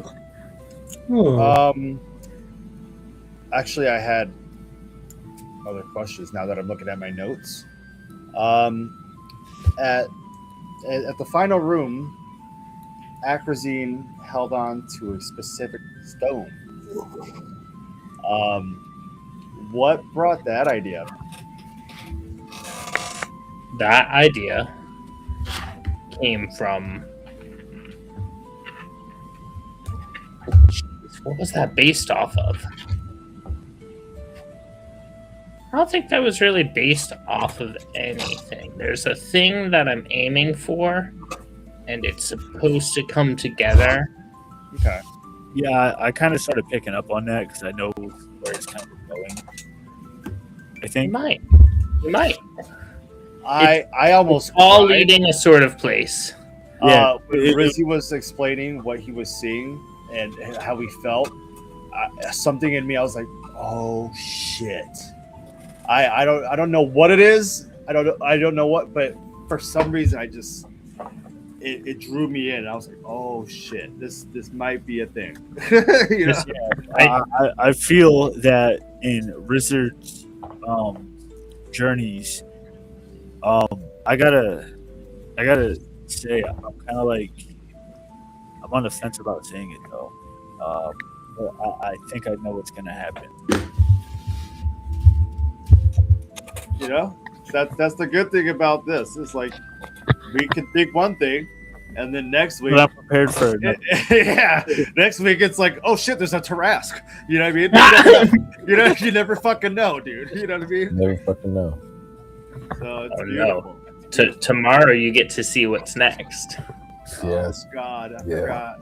When the fuck did we get ice cream? Yeah. I think that's unless everybody else has a question. I think that's all mine. I have two more closing questions. If everybody is done with their questions, unless anybody else has anything else to say. I have a funny sort of thing. Like, what kind of characters wake up, skip breakfast, and take a nap in a dungeon? Just seems risky. No shit though. Yeah, I can't remember the last time my character shit. You know what I mean? Yeah. So what did y'all think about, or what did y'all think when I was like, yeah, I'm just gonna fucking like push all this shit up with you and go to bed? Fucking way to It was do it. typical Rizzard. typical Rizzard attitude. He's like, I can't see anything. Fuck this, and then go to bed. You know what I mean? Zombie. Luckily, our episodes are evergreen. You can at least rewatch them if you are following on YouTube. All of our episodes show up there. So if you guys don't see the rewatch or don't get a chance to rewatch it on Twitch, you can always catch the streams on YouTube. Yeah, swing up to YouTube, catch those streams, catch up on the story. Yeah. We don't have a lot of ad breaks yet, so make sure to enjoy them where you get them. Yeah. Absolutely. That's another thing we should cover too, because we are going to be coming up to that once we get this LLC off the ground. Because we did make affiliate, but we haven't been able to finish filling out everything because of that. But once we get that ready, we can have all the cool stuff come in after that. You know what I mean? Like, Yeah, and get everybody get modded, and then get everybody, gonna get some free subs out there to Giveaways. Yep, giveaways for sure. Absolutely. But if you haven't, follow us on YouTube, and we'll work on getting the rest of the specs and stuff up for you to enjoy. Hell yeah. That link is in our bio. If you look underneath, there is a link tree link. Just click that, and you'll find everything there. I'll get ads even if I have YouTube Premium.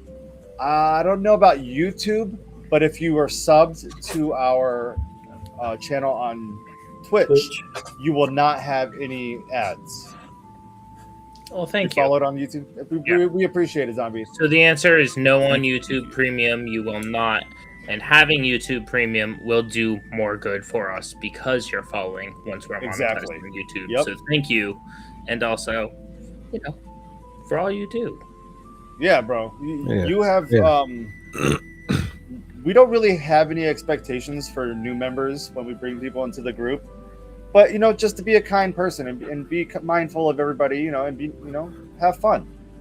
You have been such a really cool addition to this group. And I thank Chez for this, So, honestly, thank you for the support, man. For sure. And everybody else, too. And, if you want to support Chez, buy Chez Bites. Bite them before they bite you. Yep. Well, I'll have to sub because I hate ads.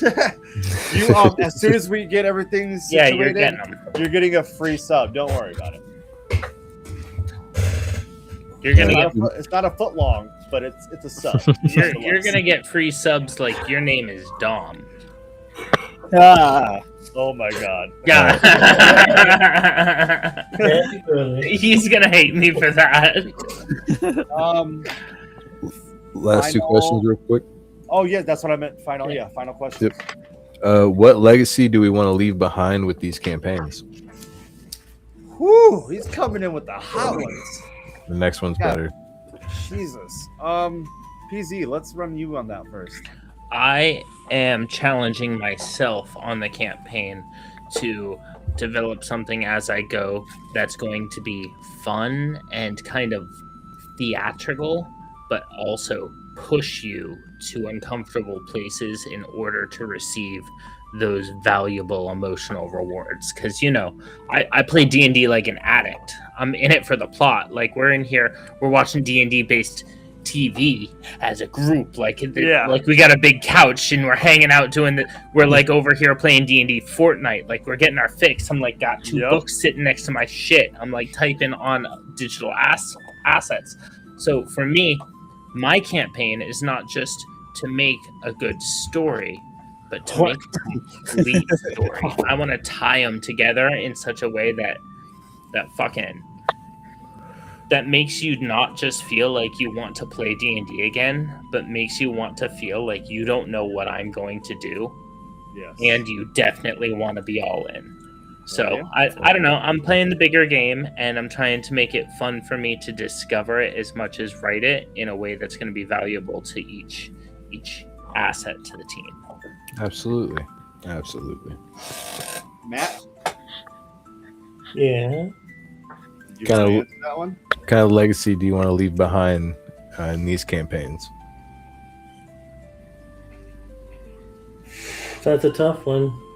But for these campaigns, for Icum, I wanted to be known that Icum is always ready for a challenge. And for Glint, with this campaign, I want to know something good, yet chaotic, but also adventurous. I'm a beginner. I don't have much on these that I know of what to leave is behind. But I want to leave like a good legacy for this character. Absolutely. Hopefully legacy. Yeah. Unless we die at level 3, it's fine. Yeah, let's try not to, guys. You guys actually can't die at level 3. Yeah, that's exciting. Yeah, because you all leveled up.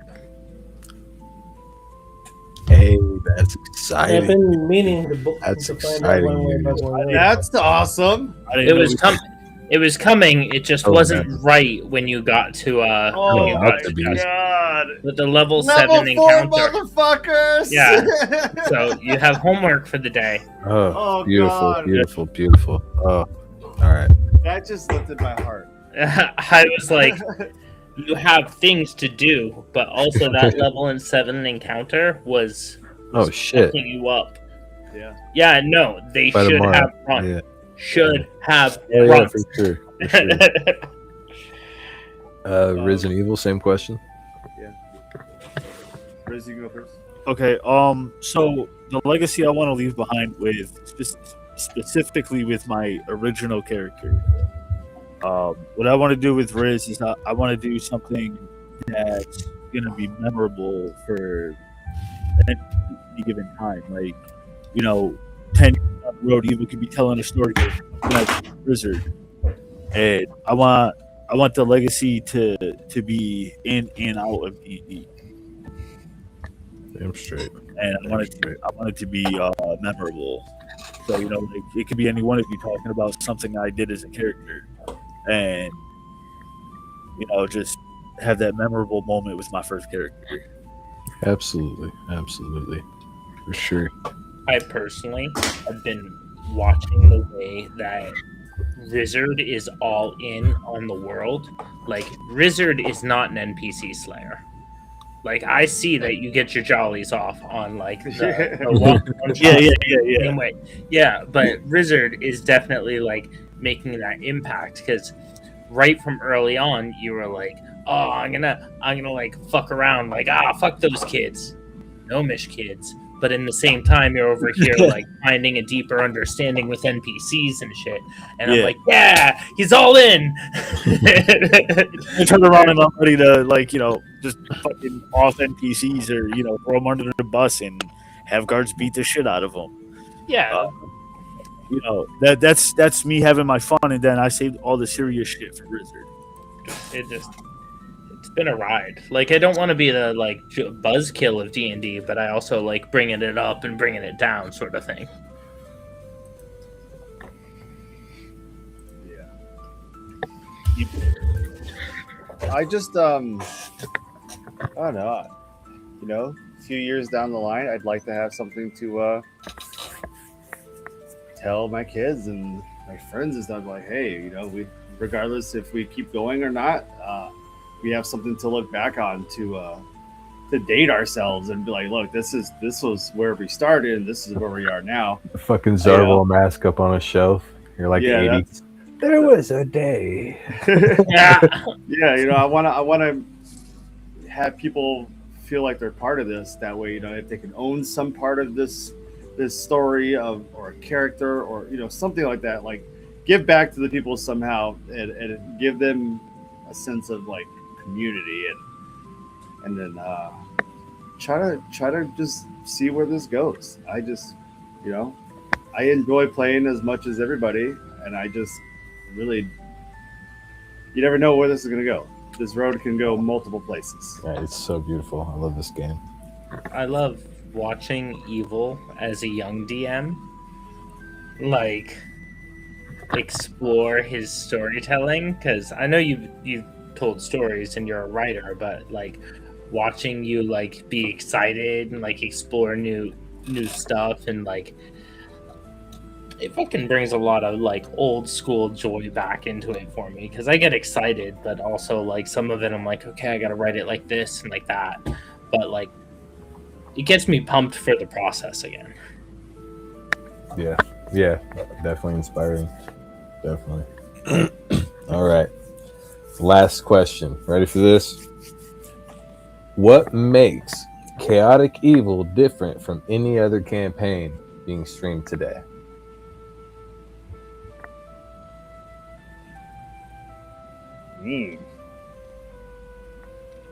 Carnival values. Yeah, we've already had like the friendships between us all started from different parts of this world, and like whether it's been 20 years or 1 year, we've all hang out together like it's been a lifetime. It really, the camaraderie and the way that we bounce off each other and we fuck around, it helps. I don't know, the way we differ from things is like we make music videos of episodes. Yeah. like the clips and everything are like that's like just part of the whole social media experience. Like we try to like be relevant and do that stuff, but the campfires, honestly, the campfires really set us aside. I don't know any other groups that do that shit. I mean, I know groups that do one shots, but even when PZ did the one shot, it was a whole different fucking experience. You know what I mean? So yeah, like I always feel like a certain way when we play the one shots. Like I'm not as cautious, but I am at the same time. With Zarval, I try to play smart.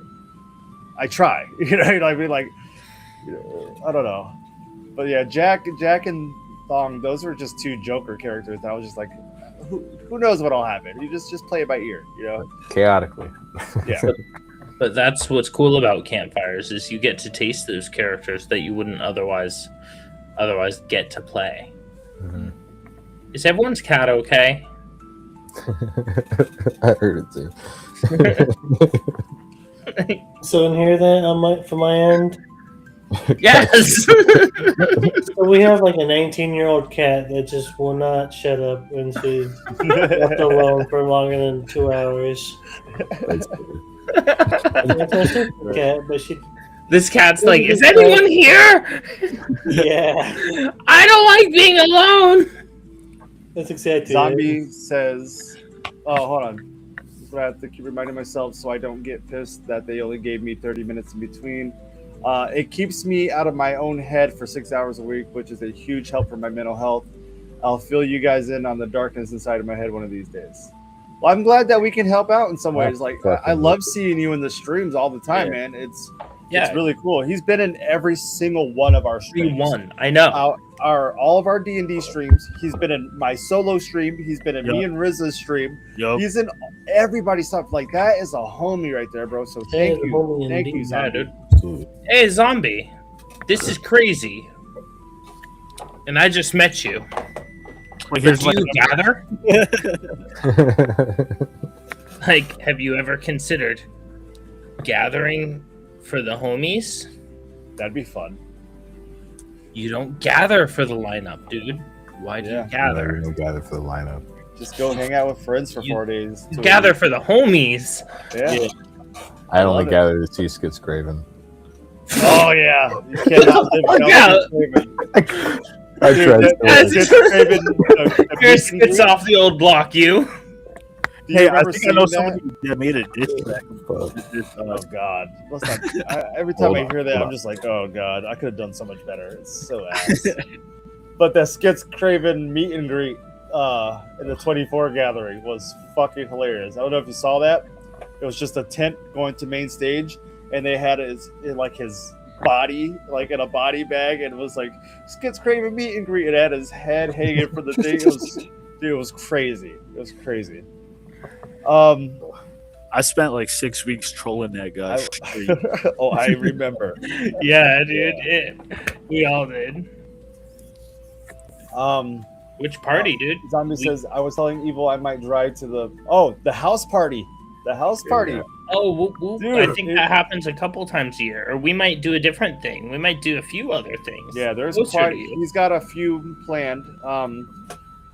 For Cali to Maine is a crazy drive. It's a crazy drive. Hop on a train or a plane or something insane. He doesn't fly. We've already talked about it. Maybe catch up with us in Juggle, Ohio or something, dude. That would take off like. I feel Ohio. Yeah, Ohio would be such a better. Yeah. I mean, not hate on it. If you want to fucking do it, go ahead, man. Yeah, we just respect your time and shit. Yeah. You get a whole extra day in the drive there and back if you. Yeah. But yeah, we'll talk. We'll talk. Well, one of my goals is to go to every state and eat local cuisine. Yeah, I love that idea. Fucking A. There's quite a few local cuisines out in Maine and a lot of lobster. What do you mean quite a few local cuisines? Are you talking about like the hill people and the Gnomish people? City people? All the nice people that we met at the first two house parties. Talks to all the people. Literally. I was like, why are people so damn nice here? I don't like it. It's so weird. What is wrong with you? I go to this crosswalk and I'm like, okay, I'm waiting. I'm like, go. No, they're like, no, you can go. I was like, this is weird. Okay, thanks. 3 hours later, I go down this like a different crosswalk, the same experience. I was like, why are people stopping? You know what I mean? Don't people have places to go around here? Yeah, right. I prefer the hole in the wall places. Yeah. Oh, I agree. That's usually where the house parties are. Yeah. And outside the bank. Did anybody have anything else? Oh, or you could visit Rizzy's house because the entrance to his room is just a hole in the wall covered by a blanket.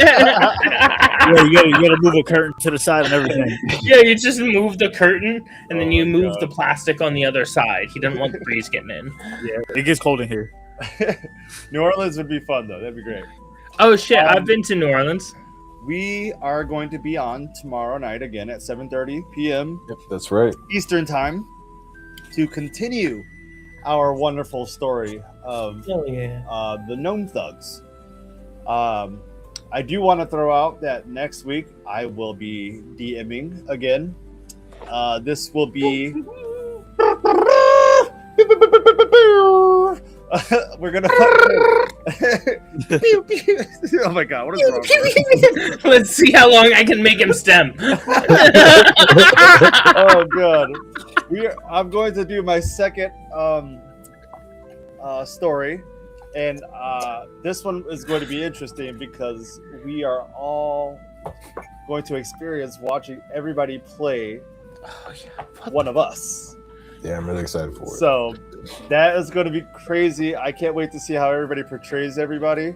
Like I said, don't be an asshole, but like have fun with the character. You know what I mean? Like, Oh yeah, for sure. Are you kidding? We snipe each other around here all the time. Yeah, it's gonna be a blast. Beautiful. I cannot wait to see that, dude. So yes, the story is going to be called I forgot what the story was called. Oh, the Shattered Capital is what the story is called. It is based in the same world of Aranya. Just so you know. So I can't wait for that. But tomorrow, make sure you guys show up because I'm nervous, but I'm excited. I want to get together and map out our actual physical world and put Aranya on a map and put fucking the Nosneros campfire locations on a map, the ruins of Tidewater fucking prison somewhere. Yeah, on the dude, map. Yes. on the map, and then have the continent, and you have Jess on the fucking map, You have the NPC that I threw under the bus getting dragged, you can see him getting dragged into another cell.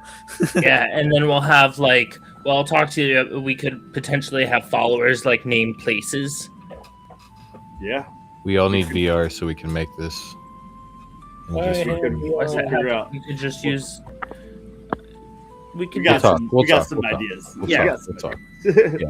Yeah. Any final words, anybody? Definitely tune in tomorrow at 7:30 p.m. for Gnome Thugs, a continuation of our main campaign. Watch as our adventurers still have no idea necessarily what's going on, and hopefully next time they run. And next Tuesday, Evol Cook proceeds with his second, and I said second ever campaign. It will be an experience worth seeing. Pew pew pew pew pew. I gotta get that noise now, damn it. It's gonna happen. I wonder if I could 3D some map. Oh, we're gonna work on this before we need any sort of. Yeah, we need to make a map, and we're gonna. Don't worry, we will get to you, Zavi. This universe Oh is so my beautiful. god! I Okay, cannot before we stem on so many ideas that are beautiful, Yep. Let's let's rate end someone. this. We got a closing. So, can you guys do some pitches while I look? Yeah. Guys So join us tomorrow night at 7:30 for the continuation of greatness, or maybe some demise. We call it Ringside with RizzYaBakedHomie. That is Thursday, my friend. At What's tomorrow? 11 Tomorrow, D&D. You. I'm just tooling you guys around. So Thursday, we will continue to keep Ringside interesting with some interesting things, of course. Don't want to dive too deep into that, but shout out to our viewers. Thank you all for joining us. It's greatly appreciated. And thank you to you guys as well. I love playing D&D with you guys. I love playing this game too. It's fucking my awesome favorite to time of the do week. the holidays. It is. It really is. It's a pleasure. right now. We learn more about each other. There's another live UFC this Saturday for you MMA fans. Ooh, yeah. Well, if fun last anybody's time. around, we are going to be streaming that in Discord again. So just come hang out, guys. I You do know- have somebody ready, so whenever you guys are ready. Last thing, make sure you share it to a nerd in need. We do take mental health very seriously. Some people out there, just like one of our viewers, needs some time taken up, and we are here to definitely do that. Come join our community. Come join the bond. Share again to a nerd in need. That's all. Hell yeah. Yeah, Love it. It's true. It fucking gets me out of my head. Sure does. So yeah, we're gonna head into the outro. Right after that, we'll come back and we will see you guys off into our raid for the night. So if you guys are leaving now, thank you for watching. If not, we will see you after the credits. Yeah, at least stick around for the raid. Yeah. All right. Boop, boop, boop, boop, boop. Father didn't want me to leave the house, but I wanted to go up the mountain and see at least what the horses see. What do you mean by that? I could run in the pasture when I want. I could sleep when I want. I could graze when I wanted. Why would I leave? It wasn't until you and your adventure friends came and offered me food that I realized how much more there was outside the stable. She's a fucking horse.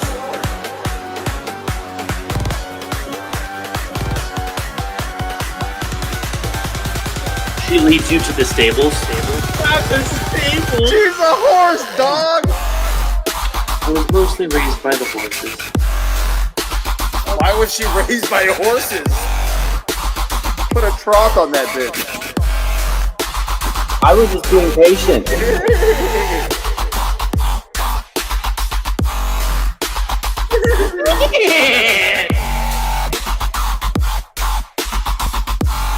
She's like the female Mowgli if she was raised by horses.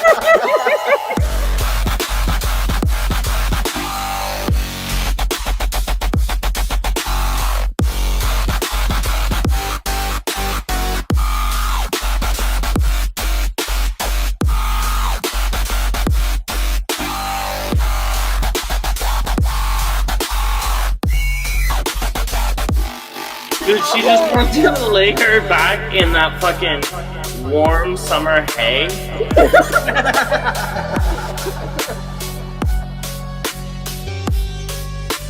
She's a fucking horse. This is where we end Act 2.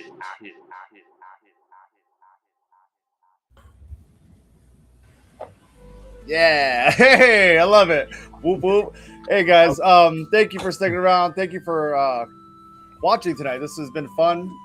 We covered a lot. I knew it was going to be a long stream, so thank you guys for sticking around. Ew. We have on deck Lion's Den D&D, All right. and So, they only have one viewer. So make sure you guys let's crash their follow. party. Give some Let's crash the love. party. Make sure you guys show some love, follow them, and just like do what we do. Okay, guys. Yeah. And it's like we say here, from all the crew to all of you. I was so confused on that one. It was off. Sorry, I missed. I Waiting missed on the the timing. cue. The timing is so rough. All right.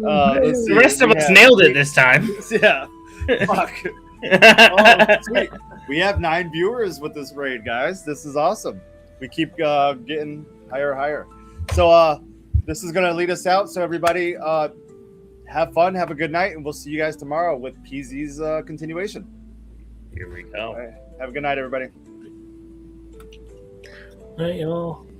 Ooh. All right. Let's swarm their comments. Yep, it's already switched. All right, I will see you guys in Discord. You guys have a safe travel. Before I go ahead and